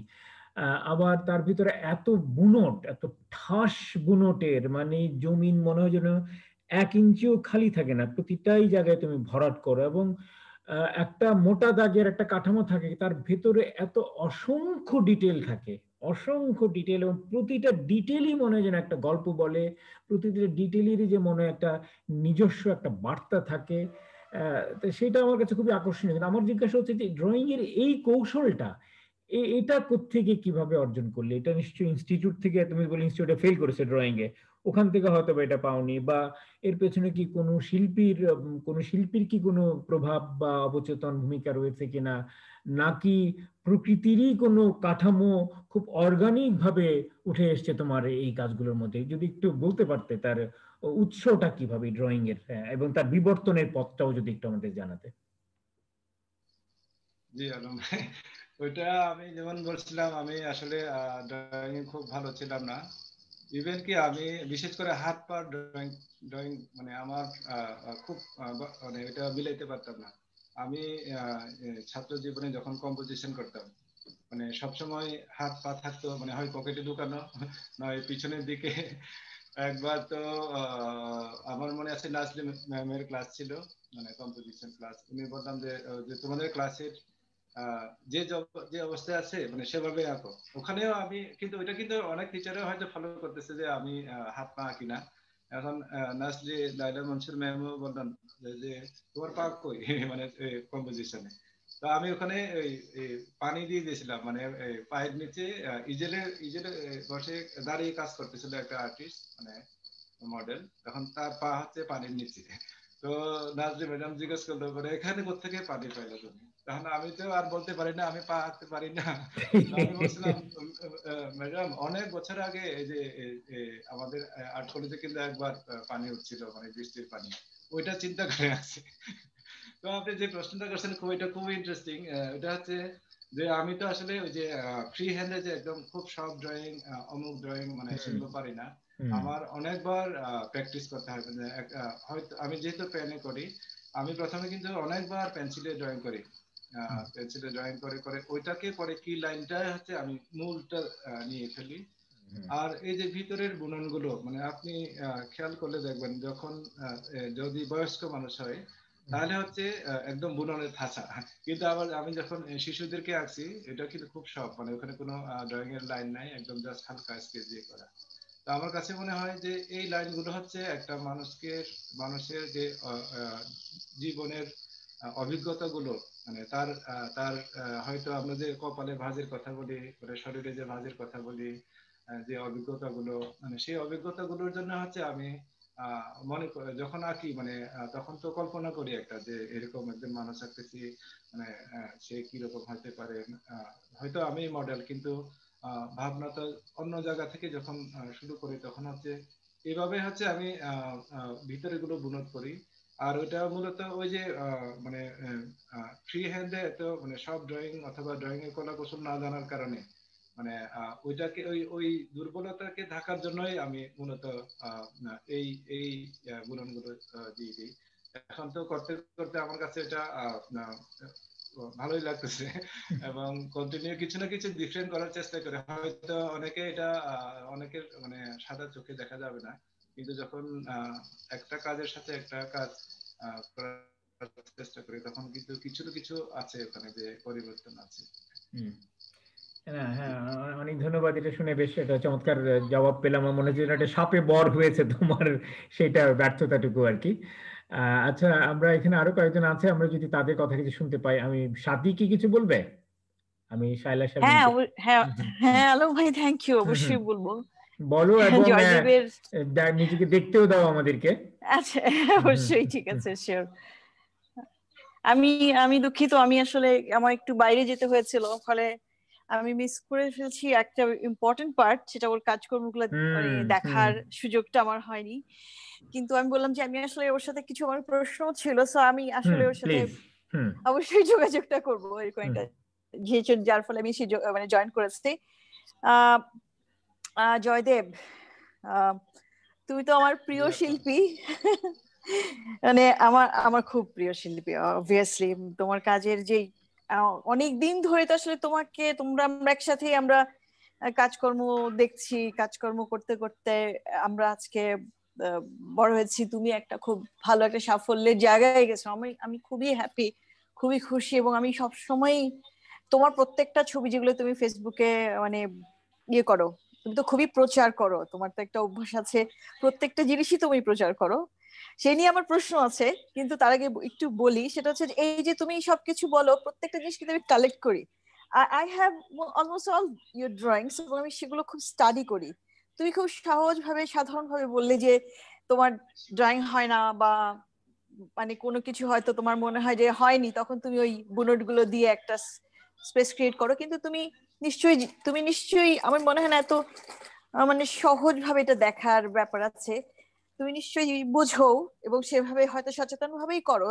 এই বুনট গুলো বা এই টেক্সচার গুলো, এগুলো কিন্তু খুব তোমার বক্তব্যের সাথে রিলেটেড, এবং এগুলো এক ধরনের পলিটিক্স ক্রিয়েট করে, এক ধরনের রেজিস্ট্যান্স ক্রিয়েট করে। যে যে রেজিস্ট্যান্সটা তুমি যে কথাটা বলতে চাচ্ছ, এই যে পাহাড়ি জনপদের যে সমস্ত, তাদের যে সমস্ত রেজিস্ট্যান্স, তাদের যে সমস্ত এজেন্সি, সেগুলোকে কিন্তু আসলে প্রকাশও করে, উইচ আই রিয়েলি লাভ। খুবই ভালো লাগে তোমার ড্রয়িং গুলোর মধ্যে। আমি মানে একেবারে সাউন্ড পাই, একদম স্মেলটা পাই। আর তুমি তো জানো যে গাছপালা আমার অসম্ভব প্রিয় একটা জিনিস, আমার নিজের সাবজেক্ট। সেটাকে তুমি যে কি করে এত সুন্দর অসাধারণ ভাবে তুমি মিলিয়েছো, সেটা আমার কাছে একটা আশ্চর্যজনক ব্যাপার। তো আমার কাছে তোমার একটা প্রশ্ন আছে, সেটা হচ্ছে যে প্রথমত যে তুমি এত সবকিছু যে প্রত্যেক দিন তোমাকে কি করছো না করছো, কি আঁকছো, কি ভাবছো, প্রত্যেকটা জিনিস যে তুমি প্রতিদিন বলো, এটা এইটা কেন করো? একটা প্রশ্ন এটা। 2 নাম্বার হচ্ছে যে আহ তুমি কি তোমার ড্রয়িং এর প্রসেসটা একটু বলতে পারবে? মানে কিভাবে তুমি ড্রয়িংটা কাগজের মধ্যে তুলে ধরো, সেটার প্রসেসটা। জি জয়দীপ। অবশ্যই। হ্যাঁ, শুনতে পাচ্ছি। আহ, হ্যাঁ। অনেক ধন্যবাদ। আমারও খুবই প্রিয় শিল্পী আপনি। আহ, তো যেটা হচ্ছে ফেসবুকে প্রতিদিন আমি কেন দিই যেটা বলাই ফেলি, আসলে আমি হচ্ছে ধরেন প্রথম যখন এখন তো ওয়াইফাই আছে বাসায়, আগে তো আমাদের এমবি কিনতে হয়তো, মানে ফেসবুক চালানোর জন্য এমবি কিনতে হয়তো। তো সব সময় এমবি কিনা কিন্তু খুব মানে একটা পয়সা করে ব্যাপার। তো আমি করি কি, মানে প্রথমে সব সময় অন্যদেরটা কেন দেখবো, প্রথমে যখন ফেসবুক খুলি, মানে সকালে ঘুম থেকে উঠে আগে নিজে একটা পোস্ট দিয়ে দিই যে আমার যে যে এমবিতে খরচ করতেছি সেটা একটু হালাল করে, সেটা একটা কাজে লাগাই। অবশ্যই আচ্ছা। সেটার জন্য হচ্ছে এভাবে মাঝে মাঝে সমস্যায় পড়তাম প্রথম দিকে, যে তখন তো মোবাইলে ক্যামেরা ছিল না, এই যে ল্যাপটপে ডেস্কটপে ক্যামেরা থেকে ছবি তুলে ডেস্কটপে রাখতে হয়তো, ওখান থেকে পোস্ট করতে হয়তো। তো মাঝে মাঝে ছবির সংকট করে যেত, মানে কি দিব না দিব। তো এরকম অবস্থা। আর ড্রয়িং এর যে প্রসেস সেটা তো বললাম, মানে আমাকে আবার একজন কাজিন, উনি ইঞ্জিনিয়ার, উনি একবার আমাকে একটা ওই বড় ধরনের মোবাইল না ট্যাব দিয়েছিল। তো ওইটাতে আমার ড্রয়িং করার ক্ষেত্রে খুব কাজে দিয়েছে। মানে আমি ওই আঙ্গুল দিয়ে বড় করে চোখগুলো দেখতে পারি, আবার ছোট করে যে মানে একদম স্লাইস করে এই পায়ের আঙ্গুলটা গিয়ে দেখতে পারি। মানে ওই প্রসেস, ওই জিনিসটা আমার খুব ভালো লাগছে, মানে ও মানে কাজে দিয়েছে আমাকে। যদি ওইটা পরে যদি আমার ছেলে মেয়ে নষ্ট করে ফেলছে 2-3 মাসের মধ্যে। তো এখন হচ্ছে বেশিরভাগ কাজ আমি ওই যে ল্যাপটপের মধ্যে ছবিটা রেখে দিই, যে কাজগুলো করব। এবং সেটা যে একেবারে যেটা আঁকবো তাও না, কিন্তু আচ্ছা দেখা আচ্ছা। যাচ্ছে আমি একটা গাছ আঁকবো, কিন্তু আমি রেখে দিছি ওখানে একটা মোরগের ছবি। এখন মোরগের পালকের যে বুনন, অথবা কুকুরের শুকুরের একটা ছবি, শুকুরের পালকের যে না লোমের যে জিনিসটা, মানে এটা যখন আমি একটু বড় করি, মানে ওইটাই হচ্ছে আমি হয়তো একটা গাছের পাতার মধ্যে অথবা গাছের কাণ্ডের মধ্যে ট্রান্সফার করি। আর হ্যাঁ, আমার ট্রান্সফার অনেকবার করো সেই। অনেকবার আচ্ছা পেন্সিল দিয়ে মানে আঁকতে হয়, আসলে অনেকবার আঁকতে হয়। একে একে পরে আমি এটা ফাইনাল একটা লাইন নিয়ে তারপরে হচ্ছে পেনে ট্রান্সফার করে এগুলো। মানে মূলত ওই আচ্ছা। যে মেইন কি লাইনটা নেওয়ার পরে, মানে ওইটা তো দেখা যাচ্ছে কাজগুলো কিন্তু এক নাগারে হয় না। আপনি দেখা যাচ্ছে আমি কতদিন হয়তো লাগে? হ্যাঁ হ্যাঁ। ভাত বসাইছি, ভাত বসার ফাঁকে ফাঁকে একবার একটু বসলাম। আবার রাত্রে, দিনে তো খুব কম কাজ করতে পারি কারণ ছেলে মেয়ে আছে। আর আমি মূলত কাজ শুরু করি হচ্ছে রাত 10টার পরে, ছেলে মেয়েরা যখন ঘুমায় তখন। এরকম এক একটা কাজ আমার প্রায় 10-15 আচ্ছা। মানে এই মানে ফুল ফুল পেজের একটা কাজ আমার প্রায় এমন হয়েছে যে 3 মাসও লাগছে। যেমন গতবারে একটা কাজ শুরু করছি আর ওটা ধরা হয় নাই, মানে এই কয়েকদিন পরে ধরছি। এই হচ্ছে অবস্থা আর কি। আচ্ছা। আর কোনো আর সাথী হ্যাঁ খুব ভালো, আচ্ছা তোমার খুবই ভালো লেগেছে, খুবই ভালো লাগে। থ্যাংক ইউ, তোমার পারফরমেন্স এবং ড্রয়িং এই দুটোই আসলে খুব রিলেটেড, তো ভালো লাগে। Thank you so much, thank you Alam ভাই। আচ্ছা অনেক ধন্যবাদ। আচ্ছা সাথে আপনাকেও অনুরোধ করব, মানে যাতে উনি খুব ওনার পারফরমেন্স গুলো প্রত্যেকটা, উনি হয়তো কম পারফরমেন্স করেন কিন্তু প্রত্যেকটা পারফরমেন্স এত বোল্ড, মানে এটা যাতে আমরা আপনাকে আরো সামনে সবসময় যাতে পাই। হ্যাঁ হ্যাঁ হ্যাঁ হ্যাঁ, আমি এখন একটু পড়াশোনা নিয়ে আছি, অবশ্যই আমি ফিরে আসবো, আরটাই আসলে করবো। থ্যাংক ইউ, অবশ্যই। হ্যাঁ আচ্ছা আলম অনেক ভাই। হ্যাঁ অনেক ধন্যবাদ সাথী। জি আচ্ছা হ্যাঁ ঠিক আছে, থাকো আমরা আর একটু কথাবার্তা বলি। কিছু লাইভেও কিছু মন্তব্য আসছে, সেগুলো পড়ে শোনাবো। তো তার আগে আমি জুমে আর দুজন আছেন, যদি তারা কেউ কিছু বলতে চান, আমজাদ আকাশ এবং নয়ন, আপনারা কেউ কি কিছু বলবেন?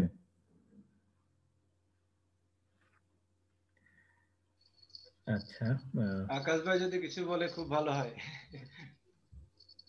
আচ্ছা জয়দেব আকাশের কাছ থেকে শুনতে চাচ্ছেন?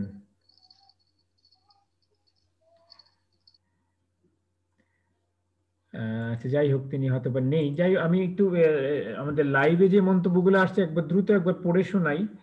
তবে খুব ভালো লাগছে যে এখানে বেশ কয়েকজন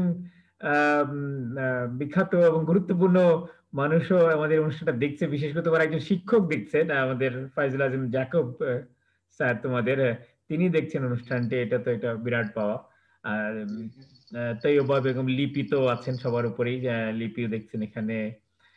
আমার বন্ধু কবি এবং জাদ্রেল সাংবাদিক জুয়েল মাজহার, অনুবাদক জুয়েল মাজহার দেখছেন, এটা একটা বিরাট পাওনা আমাদের জন্য আর কি। আর আরো বেশ কয়েকজন আছে, লুসিফার, লায়লা, তারপরে বাকিরা, ভ্যানরাম, যে শিল্পী ভ্যানরামকে আমি চিনতে পারছি এখানে।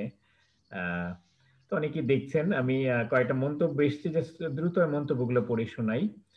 ফারহানা আনন্দমী লিখেছে যে ত্রাণ সিরিজের শিল্পকর্মগুলো খুব অর্থবহ। জয়দেব দা চিম্বুক সিরিজের ছবিগুলো দেখতে চাই। তাহলে আমার এটা জানা ছিল না, তো চিম্বুক সিরিজ সম্পর্কে এটা তাহলে বলবে। আচ্ছা আমজাদ আকাশ চ্যাটে একটা মন্তব্য জানিয়েছেন যে দুঃখিত, আমার হেডফোনে কিছুটা সমস্যা হচ্ছে, আমি শুনতে পাচ্ছি, বলার লোভ হচ্ছে খুব, কিন্তু বলতে পারছি না। ফলে প্রযুক্তিগত সমস্যার কারণে আমরা তার গলা শুনতে পাচ্ছি না। ফারহানা আরো একটা মন্তব্য করেছে, জয়দেব দা শুভকামনা রইল, ছবির গল্পগুলো শুনতে ভালো লাগছে। রেজাউল হক খান রোমেল, আমাদের শিল্পী বন্ধু, বন্ধু keep inspiring us by doing your master works.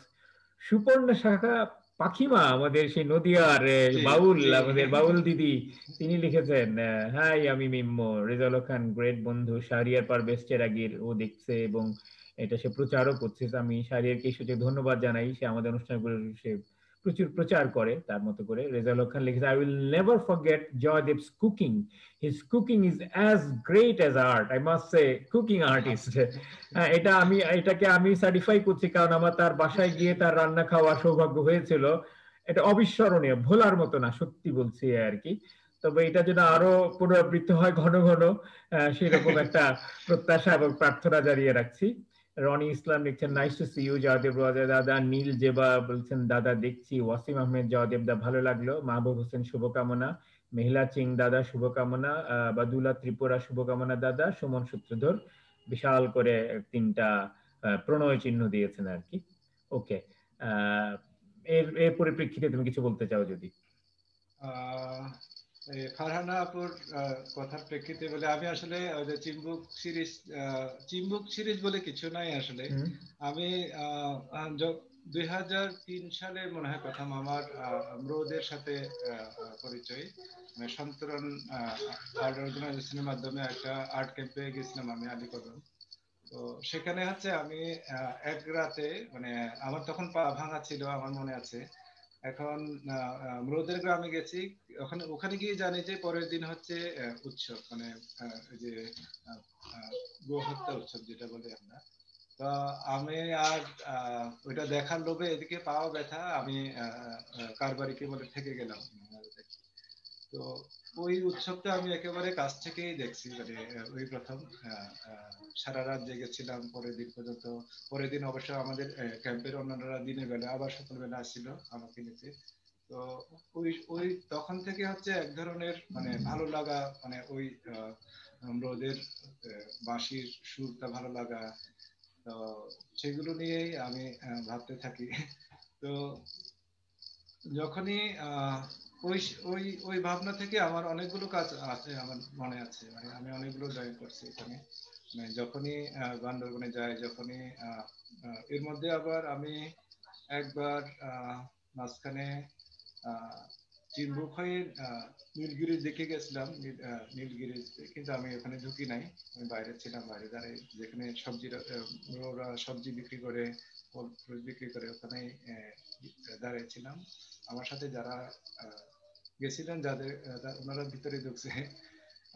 তো ওই সময়েও আমি অনেক কিছু ভাবি যে মানে কিরকম হবে মানে এই জীবনটা, মানে আসলে এভাবে কি টিকে থাকা সম্ভব কিনা, যেভাবে মানে চারিদিকে রোদের, যেহেতু জুম চাষ ছাড়া কিছু চলে না এখন, এই জুম চাষের জমি যদি খাস জমি বলে মানে নিয়ে ফেলা হয়, মানে তখন তাদের কি হবে, এই বিষয়গুলো নিয়ে ভাবনা দিয়ে কিন্তু অনেকগুলো আমার কাজ আছে, আমি জানি। রানা আপু মনে হয় সেটাই বলছিলেন। এখন পরবর্তীতে হয়তো ফেসবুকে তো আছে, এখানে আমি ইনক্লুডিং করি না এটা। তো দেখা যাচ্ছে সাম্প্রতিক সময়ে যে রোদের নিয়ে যে পাঁচতারা হোটেল নিয়ে যে দখলদারিত্ব চলছে, আমার হয়তো 10 বছর আগে আঁকা কোনো ছবি, মানে এটা এখন এক ধরনের প্রাসঙ্গিক হয়ে গেছে।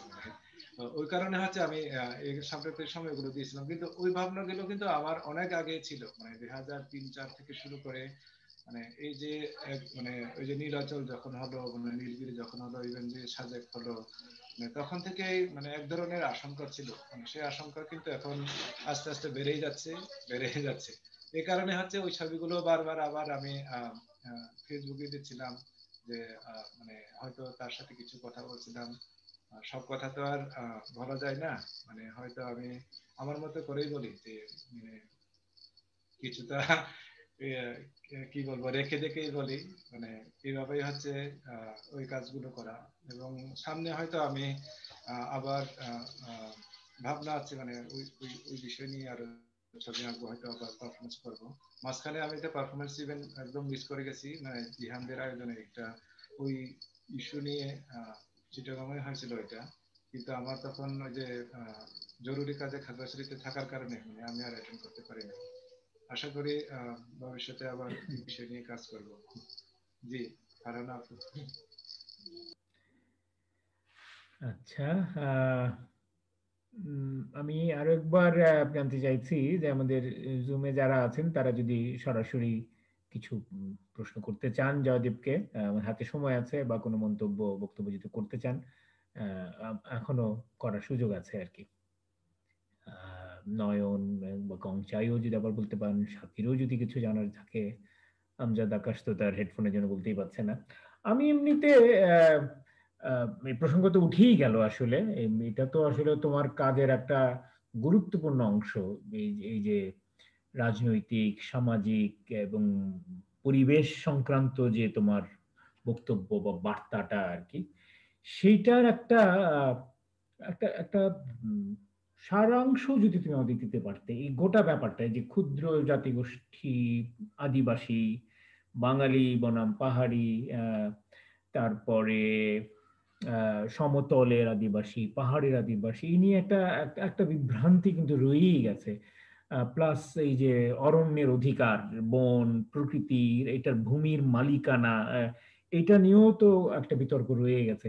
এই জায়গায় মানে তুমি খুবই একটা ভালো অবস্থায় আছে, তুমি নিজে পাহাড়ি আদিবাসী, আবার তুমি এক বাঙালি রমণীর পানি গ্রহণ করেছো, ফলে দুই জায়গাতেই আছো, এবং দুইটা দৃষ্টিভঙ্গিকেই তুমি আসলে দেখতে পারো। আমার মনে হয় একটা দুই দুই সংস্কৃতির সংশ্লেষণটাই তোমার মধ্যে আছে।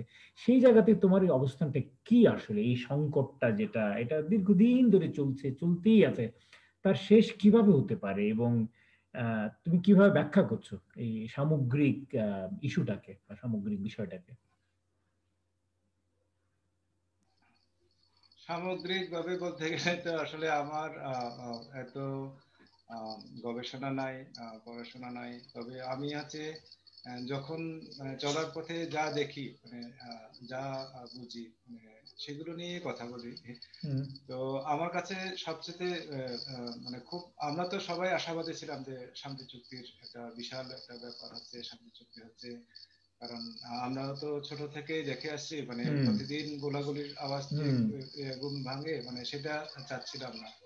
কিন্তু যেটা আমার কাছে সবচেয়ে ইম্পর্টেন্ট মনে হয়, মানে যে ভূমি অধিকার, ভূমি সমস্যার সমাধান যদি হয়ে যেত, বাকিগুলো আর না হলেও মানে মূলত প্রথমে যদি মানে যে ভূমির সমস্যা আমাদের এখানে, আমাদের তো যেমন আমাদের যে জায়গা জমিন আছে, এখন পাহাড় আছে, মানে সেগুলো এখনো পর্যন্ত আমাদের কোনো কাগজপত্র নাই, মানে ওরকম সিস্টেম আমাদের যেহেতু আগে থেকে ছিল না, মানে করা হয় নাই। তো এরকম যে মানে আমাদের আদিবাসীদের মানে যে জায়গা সম্পত্তি, মানে যেগুলো পৌর এলাকার বাইরে, মানে সেগুলোর এখনো কিন্তু প্রপারলি কাগজপত্র খুব কম মানুষেরই হয়তো আছে, সচেতন মানুষের, যারা যেহেতু শিক্ষা দীক্ষায় অনেক পিছিয়ে আছে, ফলে হচ্ছে ওই কাগজপত্র করা মানে এটা তো করা হয় না অনেকে। তো সরকার এবং শান্তি চুক্তির ফলে যে আমরা খুব আশা করছিলাম অন্তত এই ভূমি সমস্যার সমাধান যদি হয়ে যায়, তাহলে কিন্তু মানে অনেকটা আস্থা ফিরে আসতো এবং সমস্যার সমাধানের অনেক দূর এগিয়ে যেত, আমার এটাই মনে হয়। আর একজন শিল্পী হিসাবে কিন্তু মানে সবসময় যে মানে সচেতন ভাবে যে মানে ওগুলো নিয়ে ভাবি তা কিন্তু না।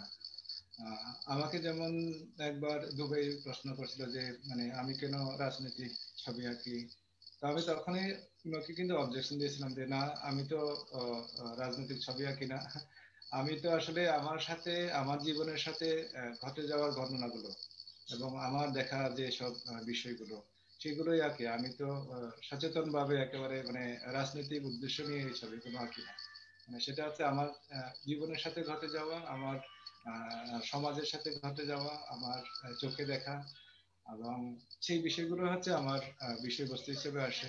এবং হ্যাঁ, আমি অনেক ল্যান্ডস্কেপও করি, তো সেটাও এক ধরনের ভালো লাগা। তো আজকে ল্যান্ডস্কেপে কোন ছবি দিই নাই, তো মানে সেটা দু একটা রাখা উচিত ছিল আমার মনে হয় আর কি। জি, আমি মনে হয় আর বেশি বলতে পারবো না। ঠিক আছে, তোমাকে লাইভে দুর্জয় রহমান শুভেচ্ছা জানিয়েছেন, শুভেচ্ছা জয়দেবকে। তিনি আরেকটা মন্তব্য করেছেন, best wishes to the conductor of বিস্তার ফর দিস অনলাইন ইভেন্ট। আচ্ছা, হ্যাঁ, দুর্জয় ভাইকে অনেক ধন্যবাদ জানাই।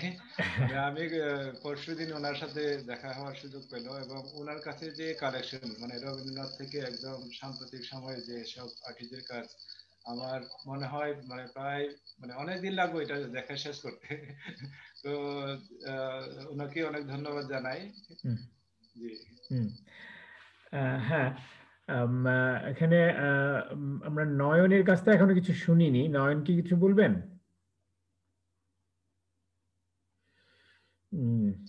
না, মনে হয় পারফরম্যান্স আর্টিস্ট নয়ন, মানে আচ্ছা আচ্ছা, হ্যাঁ ঠিক আছে। তাহলে আমরা যেহেতু আজকে আসলে প্রেজেন্টেশনটা একটু মানে সংক্ষিপ্ত হয়ে যাওয়াতে আমাদের সময়টাও একটু মানে বাড়তি রয়ে গেল। শায়লা, যদি আলোচনা আর একটু এগিয়ে নিতে চাও তাহলে আমরা বাকি সময়টাও কাটাতে পারি। তা না হলে তুমি নিজের মতো করে, আচ্ছা শায়লা কিছু বলবে? হ্যাঁ আলম ভাই। জয়দেব তুমি তোমার মতো করে তোমার শিল্প চিন্তা আলম ভাই, নিয়ে যদি একটু, হ্যাঁ দেখতে পাচ্ছি শায়লা কিছু বলবে। তারপর যদি তোমার পারফরমেন্স আর্ট সম্পর্কে বিশেষ করে, হ্যাঁ আমি একটা প্রশ্ন জানিয়ে রাখছি, আমাদের পারফরমেন্স আর্ট বাইরে তুমি এত যাও, তাদের পারফরমেন্স আর্ট একটা তুলনামূলক আলোচনা যদি আমাদেরকে এটা উপস্থাপন করতে পারো। হ্যাঁ সাথী বলো। সাথী, হ্যালো। সাথীর বোধ হয় নেটটা মাঝে মধ্যে হয়ে যাচ্ছে। জয়দেব তোমার ইয়েটা মাইক্রোফোনটা অন করো। হ্যাঁ হ্যাঁ, সাথী যখন আবার, সাথী কি তৈরি, প্রস্তুত? না, সাথীর ওটা মনে হচ্ছে না। হ্যাঁ, আমার এমনি জানতে ইচ্ছা করে আসলে যে পারফরমেন্স, যদিও এটা একটা একটা একটা সার্বজনীন ভাষা, শরীর নিয়েই তো একটা সার্বজনীন ভাষা, তারপরে তো আর তো কিছু স্থানীয় কিছু উপকরণ তো থাকে প্রতিটার মধ্যে আর কি। হ্যাঁ, তো সেইগুলো নিয়ে তুমি কি কোনো কোনো তফাৎ বা কোনো রকমের এক ধরনের ঐক্য লক্ষ্য করেছো কিনা এদের মধ্যে, বা তাদের যে গল্পগুলো, যে বক্তব্যগুলো বলে, তার সঙ্গে আমরা যে গল্পগুলো বা যে বার্তাগুলো দেই পারফরমেন্সের ভিতর দিয়ে, কোনো কি একটা বিশেষ উল্লেখযোগ্য কোন রকম সাদৃশ্য বা বৈসাদৃশ্য কি তোমার চোখে পড়েছে কিনা সেটা সম্পর্কে একটু বলতে পারো। আর শায়লা যখন প্রস্তুত হবে আমরা শায়লার কথাও শুনবো আবার। হ্যাঁ বলো। হ্যাঁ, আমাদের আমি যখন ইউরোপিয়ান দেশে যাই, বিশেষ করে তাদের সাথে মানে আমরা যে পারফরমেন্স প্র্যাকটিসটা করতেছি মানে সেটার অনেকগুলো তফাৎ আমি দেখি। তো আবার জাপানে যেহেতু আমার 3 বার যাওয়া আছে, জাপানের যিনি আমাদের গুরুই বলবো মানে সেজেশি মোদা, উনি তো আমাদের এখানে 3-4 বার পারফরমেন্স আর্টের ওয়ার্কশপ করেছেন। তো তবে আমার কাছে ব্যক্তিগতভাবে মানে আমি সেজেশি মোদার অনেক পারফরমেন্স করেছি, দেখেছি আমি, এবং আমি মাহবুবুর রহমান মানে পারফরমেন্সের এত ভক্ত, মানে আমার অনুপ্রেরণা সবকিছু আছে ওনার প্রতি। কিন্তু আমি ওনাদের কাজ দেখে হয়তো অনুপ্রাণিত হই, কিন্তু আমি ব্যক্তিগতভাবে মানে আমি যখন পারফরমেন্স করি তখন হচ্ছে আমি অনেক সবকিছু ভুলে যাই আসলে। মানে আমি আগের যেসব আমার শিক্ষা, যেসব কিছু আমার জানা, সেগুলো আমি ভুলে যাই। আমি তখন হচ্ছে স্থানীয় মানে ওই সময়টুকু মানে আমার ভাবনাটাকে আমি বেশি প্রাধান্য দিই। এমনও হয়েছে যে আমি 1 মাস থেকে 1.5 মাস একটা পারফরমেন্সের জন্য প্রস্তুতি নিয়েছি। যেমন কুমিল্লা ফেস্টিভ্যালে আমি যখন রিং বাংলার আয়োজনে কুমিল্লা ফেস্টিভ্যাল প্রথম পারফরমেন্স করতে যাই, ওখানে কিন্তু ফারহানা আনন্দময়ী আপুর সাথে পরিচয় হয়েছিল ওই প্রথম, আপনার মাধ্যমে যোগাযোগ হয়েছিল ওখানে।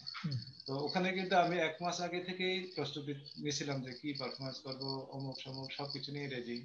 কিন্তু সকালবেলা যখন আমি ওই যে ধর্মসাগর লেকের পাড়ে হাঁটতে বেরিয়েছি, তখন হচ্ছে আমার মানে ওই পূর্বের পরিকল্পনাগুলো সব বাদ। মানে যেভাবে ময়লা ফেলে রাখা হয়েছে ওখানে, বিশেষ করে ওই যে চায়ের দোকানে, যে ছোট ছোট চায়ের দোকান, ওখান থেকে জিনিসপত্রগুলো কিন্তু মানে পুরা দিনের ময়লাগুলো কিন্তু পরের দিন মানে রাত্রে মনে হয় ফেলে দিয়ে গেছে।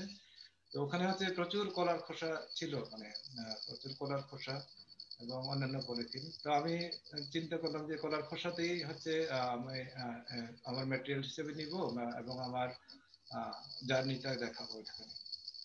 তো ওই যে 1 মাস আগের যে পরিকল্পনা সেটাকে কিন্তু বাদ দিয়ে দিয়েছি আমি। মানে আমার কাছে মনে হয় এই বাদ দেওয়ার জন্য একটা সাহসের ব্যাপার আছে। মানে যে আমি 1 মাস ধরে একটা পরিশ্রম করলাম, ভাবলাম, ইভেন কি ড্রয়িংও করলাম আমি। এখন বাসায় কয়েকবার এটা নিয়ে আমি ভাবছি, মানে একটু হালকা কি যেন অনুশীলন করছি। এখন সেটা তাৎক্ষণিক কি মানে একেবারে মুহূর্তে পরিবর্তন করে ফেলা। তো ওইটা আসলে আমি যখন পারফরমেন্স করি তখন হচ্ছে ওই ওই সমসাময়িক স্থানীয় মানে মানুষজন, প্রকৃতি, পরিবেশ, ওগুলো নিয়েই বেশি ভাবি। মানে আমার ফ্রান্সেও এরকম হয়েছে। আমি তো ফ্রান্সে যে পারফরমেন্স করতে যাব তা 3-4 মাস আগে থেকে জানি। এখন আমি এভাবেই প্রস্তুতি নিয়েছি, মানে কনসেপ্ট রেডি করা, অমুক করা, মানে ওটার একটা স্কেচ পাঠানো, যারা আয়োজকরা ওরকমই চাই। তখন আমি কনসেপ্ট রেডি করছি, মানে ওইটার একটা স্কেচ করছি, মানে ওইরকম একটা সবকিছু পাঠিয়ে দেওয়া ছিল ওনাদেরকে 1 মাস 1.5 মাস আগে। কিন্তু পারফরমেন্সের দিন আমি সম্পূর্ণ মানে ওই কনসেপ্টে আর কাজ করি নাই। ওখানে আমি একটা নতুন বিষয় দেখছি, ওইটা হচ্ছিল ব্যাক টু দ্য ট্রি, হচ্ছে মানে জঙ্গলে গিয়ে ওই প্রোগ্রামটা হইতে পারে, সারাদিন রাত প্রোগ্রাম। তো ওখানে হচ্ছে একজন আর্টিস্ট, মানে মূলত প্রকৃতি বিষয়ক, প্রকৃতিকে রক্ষা করার জন্য ওই ওই ইভেন্টে সবসময় প্রকৃতি সচেতন ছিল, মানে ওই ইভেন্টের কনসেপ্ট। তো ওখানে গিয়ে দেখলাম আমি একজন আর্টিস্ট তার আগের বছর একটা গাছকে মানে গাছের ছালগুলো ফেলে দিয়ে ওখানে গোল্ডেন কালার দিয়ে গেছে, মানে গোল্ডেন ট্রি, মানে জায়গাটার নাম হয়ে গেছে গোল্ডেন ট্রি। তো আমি ওইটা দেখার পরে ঘুরতে ঘুরতে জঙ্গলে আমি আমার পূর্বের পরিকল্পনা পুরোটাই পরিবর্তন করে ফেলি। এখন আমি যেহেতু বৃষ্টি ছিল ওখানে সারাদিন ওখানে নিচে কাদা জমেছিল, তো আমি চিন্তা করছিলাম যে না, আমি এই বিষয় নিয়েই কাজ করব। তখন হচ্ছে আমার পারফরমেন্সটা আমি শুরু করছি ওই যে বৃষ্টির কাদাটা মাখিয়ে মাখিয়ে ওই যে গোল্ডেন ট্রি, যেটা সোনালী রং করা, ওইটাকে কাদা দিয়ে ঢেকে দেওয়ার চেষ্টা করছি, এবং ঢেকে দিয়ে দিয়ে দিয়ে এবং একটা অ্যাক্সিডেন্ট হয়ে গেছিল ওখানে, মানে গাছটা যেহেতু 1 বছর আগে শুকিয়ে গেছিল, আমি ওখান থেকে একবার পড়ে গেছিলাম। তো যাই হোক, পরে ওটাকে একেবারে গাছের পুরোটাই মাটি দিয়ে ঢেকে দিয়ে উপরে উঠে মানে আমি একটা চিৎকার দিয়েছি। তো এটাই হচ্ছে আমার পারফরমেন্স। মানে হয়তো আমি 1 মাস 2 মাস আগে অনেক কিছু পরিকল্পনা করি, তো ওটা হয়তো পরিবর্তন হয়, এবং সব সময় একটা না কিছু ভাবি। আজকে সকালে যেমন একটা ভাবছিলাম যে এবার জঙ্গলে গেলে একটা জঙ্গলি মোরগ সাজবো। আমি দেখাই এই যে একটা মাস্ক আছে, আজকে বানাইছিলাম এটা আমি। হয়তো প্রাকৃতিক কাছাকাছি যাওয়া, কিন্তু এই যে না এগুলো কালেক্ট করতে কিন্তু অনেকে খুব সন্দেহ করে যে পাহাড়িরা আবার পাখির পালকও খাওয়া শুরু করছে নাকি, এটাকেও প্রশ্ন করছে আমাকে। কারণ আমি ওই যে মুরগির দোকানে গিয়ে ওনাদেরকে খুব রিকোয়েস্ট করি যে দেশি মুরগ যদি হয় মানে ওইরকম পালকগুলো আমি চাই। এখন অনেকেই সন্দেহ করে যে আপনারা আবার পাখির পালকও খাওয়া শুরু করছেন কিনা। আচ্ছা, অনেক ধন্যবাদ। আমরা অনেক ধন্যবাদ, বেশ একটা ভালোই উত্তর পেলাম তোমার কাছ থেকে। এবং এটা কিন্তু পারফরমেন্স আর্টের একটা প্রধান বৈশিষ্ট্য, এটা কিন্তু ইনস্ট্যান্ট আর্ট, এবং তুমি যত প্রস্তুতি নাও কেন ওই মুহূর্তে যেই জায়গাটাই তুমি করবে এবং যেই সময়টাই করবে তার কোনো না কোনো প্রভাব পড়তে বাধ্য, এবং সেটার প্রভাব যদি না পড়ে তাহলে কিন্তু সেই পারফরমেন্স আর্টের পারফরমেন্স থাকলো না, কিন্তু সেটা একটা সাজানো পূর্ব নির্ধারিত কল্পিত কিছু হয়ে গেল কিন্তু। তার ফলে আমার মনে হয় তুমি যেটা করছো সেটাই সত্যিকার পারফরমেন্স আর্ট, যেখানে ওই ওই মুহূর্তের একটা প্রভাব এবং ওই স্থানের একটা প্রভাব তাৎক্ষণিকভাবে প্রতিফলিত হয় আর কি। আচ্ছা, সাথী অনেকক্ষণ থেকে কিছু বলার জন্য অপেক্ষা করছে। সাথী। ধন্যবাদ আলম ভাই, শুনতে পাচ্ছেন না এখন আমার হ্যাঁ কথা? হ্যাঁ হ্যাঁ, তুমি মাঝখানে আচ্ছা, খানিকটা হয়ে গেছিল তোমার। হ্যাঁ হ্যাঁ হ্যাঁ, একটু কারণে। ডিসকানেক্টেড হয়ে গেছিল এর কারণে। তো আমার প্রশ্ন ছিল জয়দেবকে দেখছি মানে বেশ কিছুদিন ধরে একটা আর্টিস্ট লেড ইনিশিয়েটিভের সাথে কাজ করছে, এবং অনেকগুলো ক্যাম্প করলো, অনেক ছবি টবি আঁকলো। তো আমার জয়দেবের কাছে প্রশ্ন যে এই দলটা নিয়ে তোমার ভবিষ্যৎ পরিকল্পনা কি, বা তুমি আসলে মানে কোন উদ্দেশ্যে এই দলটা করেছো? কোন দল সাথে? ওই যে hill artist organisation. Hill artist organisation, হ্যাঁ। আমি আচ্ছা। বলি হিল। হ্যাঁ আলম ভাই, আপনি আগে বলেন। না না না, মানে এটা কি তোমার করা দল? এটা তো আরো আগে থেকেই ছিল সম্ভবত, নাকি? না, সেটাই বলতেছি আমি। আচ্ছা এটা আচ্ছা আসলে আচ্ছা, আমার জানা নাই, বাট তোমার হ্যাঁ অ্যাক্টিভিটি আমরা দেখি আর কি অনেক হ্যাঁ, বলো। আমি সামগ্রিকভাবে। বলতেছি এটা হচ্ছে 1982 সালে, না 92 সালে প্রতিষ্ঠিত। এটা মূলত ঢাকা কেন্দ্রিক ছিল। এটা ঢাকায় আমাদের যারা সিনিয়র চারুকলার আর্টিস্ট ছিলেন, মানে এর মধ্যে আছে শুধু ধনমণি চাকমা দাদা, উনি এখন সভাপতি হিসেবে আসেন। আর লাভলি চাকমা দিদি, উনি হচ্ছে স্কাল্পচার নিয়ে ইন্ডিয়াতে পড়াশোনা করে আসছেন বিশ্বভারতী থেকে। ওনারাই তখন এটা শুরু করছিলেন। এখন মাঝখানে হচ্ছে আমি যুক্ত হয়ে গেছি ওখানে। আমি তো তখন প্রথম দিকে পোড়াপাড়ার সাথে খুব ইনভলভ, তো তখনও এই গ্রুপটা ছিল, কিন্তু আমি শুধু ওনাদের বার্ষিক প্রদর্শনীগুলোতে হয়তো আমি একটা দুইটা ছবি দিতাম। এখন রবি ঢাকায় যাওয়ার কারণে মানে আমাদের পোড়াপাড়ার অ্যাক্টিভিটিস চালাতে খুব একটু ডিলে হয়ে গেছে। হয়তো আবার হবে, মানে এটা আমি আশাবাদী যে আবার রবি তার সবসময় ঢাকায় থাকবে না, যেটা অঞ্চলে আছে, তখন একসাথে না হলে আসলে কাজ করা সম্ভব না। যদি দুই জায়গা থেকে কাজ করা আসলে খুব টাফ। তো হিল আর্টিস্ট গ্রুপের হচ্ছে প্রথম দিকে শুধুমাত্র ওনারা প্রতিষ্ঠার সময় ওনাদের যে এইম ছিল সেটা হচ্ছে আর্টিস্টরা যারা আছে মানে ফিল্ড থেকে, তারা বছরে অন্তত একবার পরস্পরের সাথে দেখা করতে চায়। কারণ যারা তো 3 রকম 3 দূরত্বে, তো ঢাকায় প্রদর্শনী করবে ওনারা, এরকম ছিল ওনাদের প্রথম প্ল্যান, যে না শুধু বছরে একটা এক্সিবিশন হবে, আর কোনো কিছু নাই, আর কোনো কিছু কার্যক্রম থাকবে না। তো আমি যখন সদস্য পদ পেলাম, ওখানে সদস্য হলাম, তখন আমি কিন্তু ভাবলাম না এভাবে তো হয় না, প্রতি বছরে আমরা আস্তে আস্তে একটু মুভ করা শুরু করি। ফলে হচ্ছে আমরা সামদানির সাথেও যুক্ত হলাম, এবং তার পাশাপাশি আমরা আর্ট ক্যাম্প করা শুরু করলাম। আমাদের আর্ট ক্যাম্প তো অবশ্যই প্রথম দিকে তো খুব কষ্টকর ছিল, আমাদের টাকা পয়সা ছিল না, যেভাবে হোক আমরা নিজেরাই জঙ্গলে চলে যেতাম, কোনো একটা জুম করে বসে আমরা ছবি আঁকার চেষ্টা করতাম। তো এইভাবে হচ্ছে এই জিনিসটা যাচ্ছে। এবং আমি যেহেতু এখন ওখানে একজন অ্যাক্টিভ মেম্বার, তো আমি মাঝে মাঝে চাই মানে সবার সাথে আলোচনা করি যে ভবিষ্যতে শুধু এই আর্ট ক্যাম্প না, মানে প্রদর্শনী না, আমরা কিছু ওয়ার্কশপ টাইপের কাজ করব।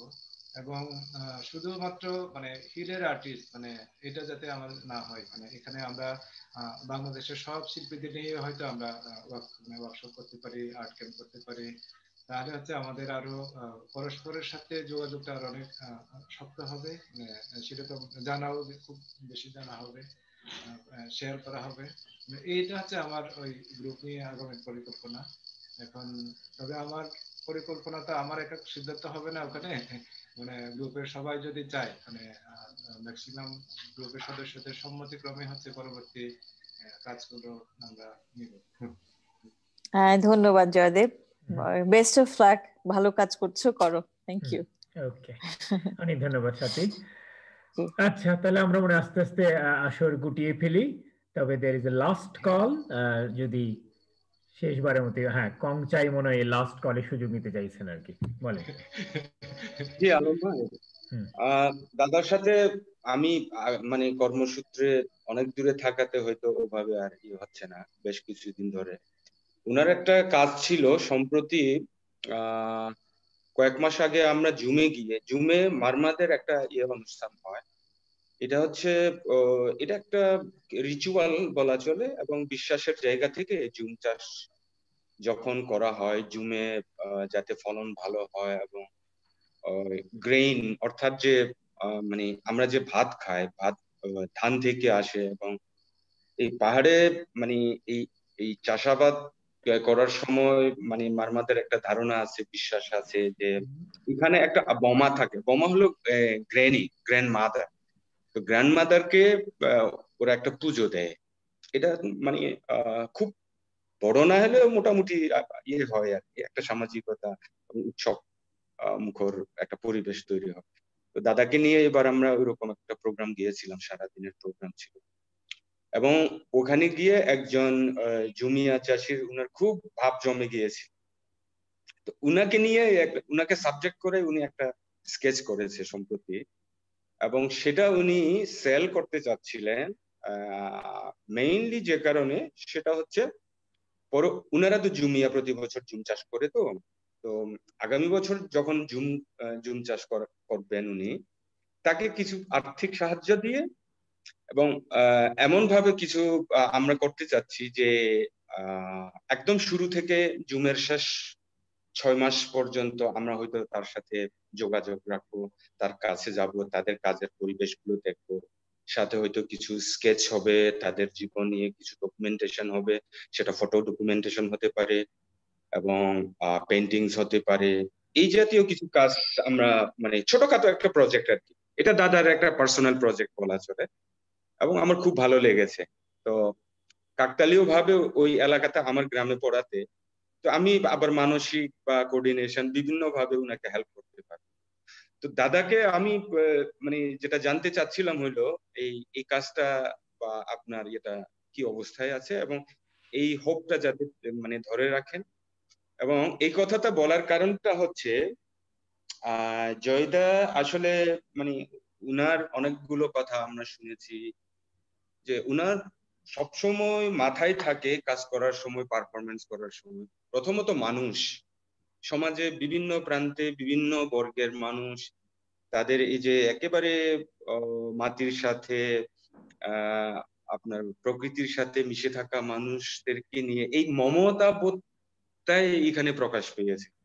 বুঝলেন আলম ভাই, যেটা আর কি আপনি পরিবেশ এবং এই যে সবুজতা এটা পছন্দ করেন, মানে এটা কি বলবো, আমার খুব ভালো লেগেছে। আমি দাদাকে বলতে চাই এই মানে প্ল্যানটা রাখেন, আমি আপনার সাথে আছি দাদা। তো হবে, কিছু একটা হবে আর কি। হ্যাঁ জয়দেব, বলো তোমার এই প্রকল্পের কি অবস্থা এখন? জি দাদা, আমি ওই ভদ্রলোকের সাথে ওই দিন খুব মানে ভাব জমে গেছিল। প্রথমে তো আমরা ওনার জুমে গেছিলাম, জুমে উনি হচ্ছে মানে কঙ্গার মাধ্যমে জানতে পারলাম উনি খুবই শক্তিশালী বানাচ্ছিলেন। তো এখনো ওনার কাঠামোটা, বিশেষ করে ওনার মানে বডি কাঠামো আমার এত ভালো লাগছে। মানে তার সাথে হচ্ছে উনি পরবর্তীতে এসে আমাদের সাথে সবার সাথে কাজ করলেন, প্রত্যেকটা কাজে ইয়া হলেন, ইভন কি মানে একটা গানও গিয়ে শোনালেন। ফলে হচ্ছে আমি ওনার প্রতি এত আকৃষ্ট হয়ে গেছি যে ফেরার দেশে আমি ওই দিনই মানে 2 দিনের মধ্যে মানে মনে হয় আমি ওনাকে ভেবে একটা কাজ শুরু করি। এখন কাজ শুরু করার পরে কিন্তু কিছু কিছু সময় মানে ব্রেক হয়ে যায়। মানে এই যে আমি হিল আর্টিস্ট গ্রুপের তখন নতুন আর্ট ক্যাম্প হচ্ছিল খাগড়াছড়িতে, এরপরে রাঙামাটিতে। ফলে হচ্ছে আমি মানে ওটা ধরে রাখতে পারি নাই। কিন্তু প্ল্যানিং হচ্ছে মানে ওইটা যদি আমি সেল করতে পারি তাহলে হচ্ছে আমি যেহেতু পরিশ্রম করছি মানে ওনাকে পরবর্তী কিভাবে সাহায্য করা যায় মানে সেটা হচ্ছে আমি ওই বিপ্লব দত্ত মানে 50-50 ভাবে ওনার সাথে শেয়ার করতে চাই। হয়তো সরাসরি টাকা দিব না আমরা, অথবা নাও দিতেও পারি, কিন্তু হচ্ছে বিশেষ করে জুমের কাজে ওনার সাথে থাকা, মানে জুমের কাজে সাহায্য করা। হয়তো ঘর তোলার সময় আমরা গেলাম, আমরা কিছু মানুষজন নিয়ে গেলাম ওনাকে ঘর তোলার ক্ষেত্রে, এবং কি বীজ কেনার সময়, অথবা আগাছা পরিষ্কার করার সময়, জঙ্গল পরিষ্কার করার সময়। মানে সেরকম সবার সাথে তো পারবো না, মানে হয়তো ওনার সাথে যেহেতু একবার আলাপ হয়েছে মানে সেই সূত্রে পরে সেই সূত্র ধরে ওনার কাছে কাছাকাছি যাওয়ার চেষ্টার জন্য হচ্ছে আমাদের এরকম একটা ভাবনা আছে। এবং যাকে রমদার সাথে যখন শেয়ার করি তখনও উনি বললেন, মানে এর আগে কিন্তু আমরা মাঝে মাঝে করি, মানে বিশেষ করে আমরা যেহেতু সবসময় জুমে যাই তখন মানে মাঝে মাঝে খারাপ লাগে যে সবসময় ভালো সময় যায়, আমরা ধান যখন সবুজ হয় তখন যাই, ধান থেকে যখন ফসল হয় তখন সবাই জুমে গিয়ে মানে সেলফি তুলতে যাই, আমরা ছবি তুলতে যাই, ঘুরতে যাই। কিন্তু এই যে জুম চাষটা করার সময় কত পরিশ্রম দিতে হয়, কত শ্রম দিতে হয়, হয়তো আমি জানি, কম দাদা জানে, কারণ আমরা জুনিয়রদের ছেলে বাবা মাকে করে দেখতে দেখেছি, আমরা জুমে গেছি, কিন্তু নতুন প্রজন্ম যারা তারা হয়তো নাও জানতে পারে। তো এই কারণে হচ্ছে আমরা এক ধরনের শুরু থেকেই মানে ওই জুম চাষ নিয়ে ওই ভদ্রলোকের সাথে কাছাকাছি থেকে মানে একটা ডকুমেন্টারি হোক, এবং আমিও একটা সিরিজ ড্রয়িং অথবা পেন্টিং করবো ওই পূজা এবং ওনার সাথে রিলেটেড নিয়ে। এটা হচ্ছে আগামী পরিকল্পনা আর কি। তো ওই ছবিটা এখনো বিক্রি হয় নাই দাদা, তবে আমি আবার 2-3 বার আবার পরিচিত জনকে হয়তো আমি আবার সেল করতে চেষ্টা করবো, সেল করতে পারি। না, হয়ে যাবে। তোমার এই ছবিগুলো যারাই দেখে, ওই যে আমাদের বিস্তারের প্রদর্শনী থেকে 2টো কিনে নিল, তাই না? এবং আমি জানি তোমার এই ধরনের ড্রয়িং অবিকৃত থাকেনি, কখনো থাকবেও না। আশা করি ওনার কল্যাণের জন্য হলেও সেটা দ্রুত বিক্রি হয়ে যাবে। যাই হোক, আমাদের অনুষ্ঠানের আর মাত্র 3 মিনিট সময় আছে। তোমার জন্য একটা ছোট্ট শুভেচ্ছা বার্তা এসছে স্পাইক ম্যাকলারিটির কাছ থেকে। উনি লিখেছেন, হ্যালো লাভলি জয়দেব রোয়াজা। হ্যাঁ, ওনার সাথে আমার জাপানে পরিচয় হয়, মানে ইউকে এর পারফরম্যান্স। উনি সবসময় এই যে খরগোশ নিয়ে পারফরম্যান্স করেন, এবং এত ভালো, মানে লাস্টে হচ্ছে উনি জাপানে মানে মানে আদিবাসী বিষয় নিয়ে মানে ওনার পারফরম্যান্স উপস্থাপনা করছে। সরি, এই মুহূর্তে আমার ইংরেজি মুখে আসতেছে না। ঠিক আছে, অলরাইট। আর আমি যারা লাইভ দেখছেন সেখানে একটি জাপানি অক্ষরে লেখার নাম দেখতে পেলাম, জাপানিতে পড়তে পারছি না, আমার সন্দেহ হচ্ছে সেইজি ঢুকলেন কিনা, মানে হতে পারে হয়তোবা সেইজি দেখছে, বা আর কেউ হতে পারে আর কি। তো তিনিও আছেন। যাই হোক, আমাদের অনুষ্ঠানে আমরা এখানে ইতি টানবো, তবে তার আগে ছোট্ট একটা ঘোষণা দিয়ে রাখছি। আমাদের এই দৃশ্যকলা বিষয়ক অনুষ্ঠানের পরবর্তী অধিবেশন বসবে 27শে ডিসেম্বর রবিবার সন্ধ্যাবেলায়, এবং সেদিন আমাদের সামনে আসবেন আমাদের এই শিল্পী বন্ধু ওয়াকিলুর রহমান। ওয়াকিল তার শিল্পী জীবনের অভিজ্ঞতা কথা বলবে, তার কলা কেন্দ্রের কথা বলবে। তো আমরা আশা করবো আজকে যারা এসছেন বা যারা লাইভে দেখছেন, আপনারা সবাই সেদিন যুক্ত হবেন আমাদের এই অনুষ্ঠানে শিল্পী ওয়াকিলের কথা শোনার জন্য। আর ততদিন আপনারা সবাই ভালো থাকবেন। আপনাদের প্রত্যেককে ধন্যবাদ জানাচ্ছি, জুমে যারা এসছেন, লাইভে যারা দেখছেন, যারা মন্তব্য করেছেন, যারা এখানে অংশ নিয়েছেন আলোচনায়, এবং বিশেষভাবে ধন্যবাদ জয়দেব তোমাকে আমাদেরকে আজকে সময় দেওয়ার জন্য আর কি। জি, আপনাকে অনেক ধন্যবাদ আলম ভাই। ঠিক আছে, সবাই ভালো থাকবেন, সুস্থ থাকবেন, শুভরাত্রি।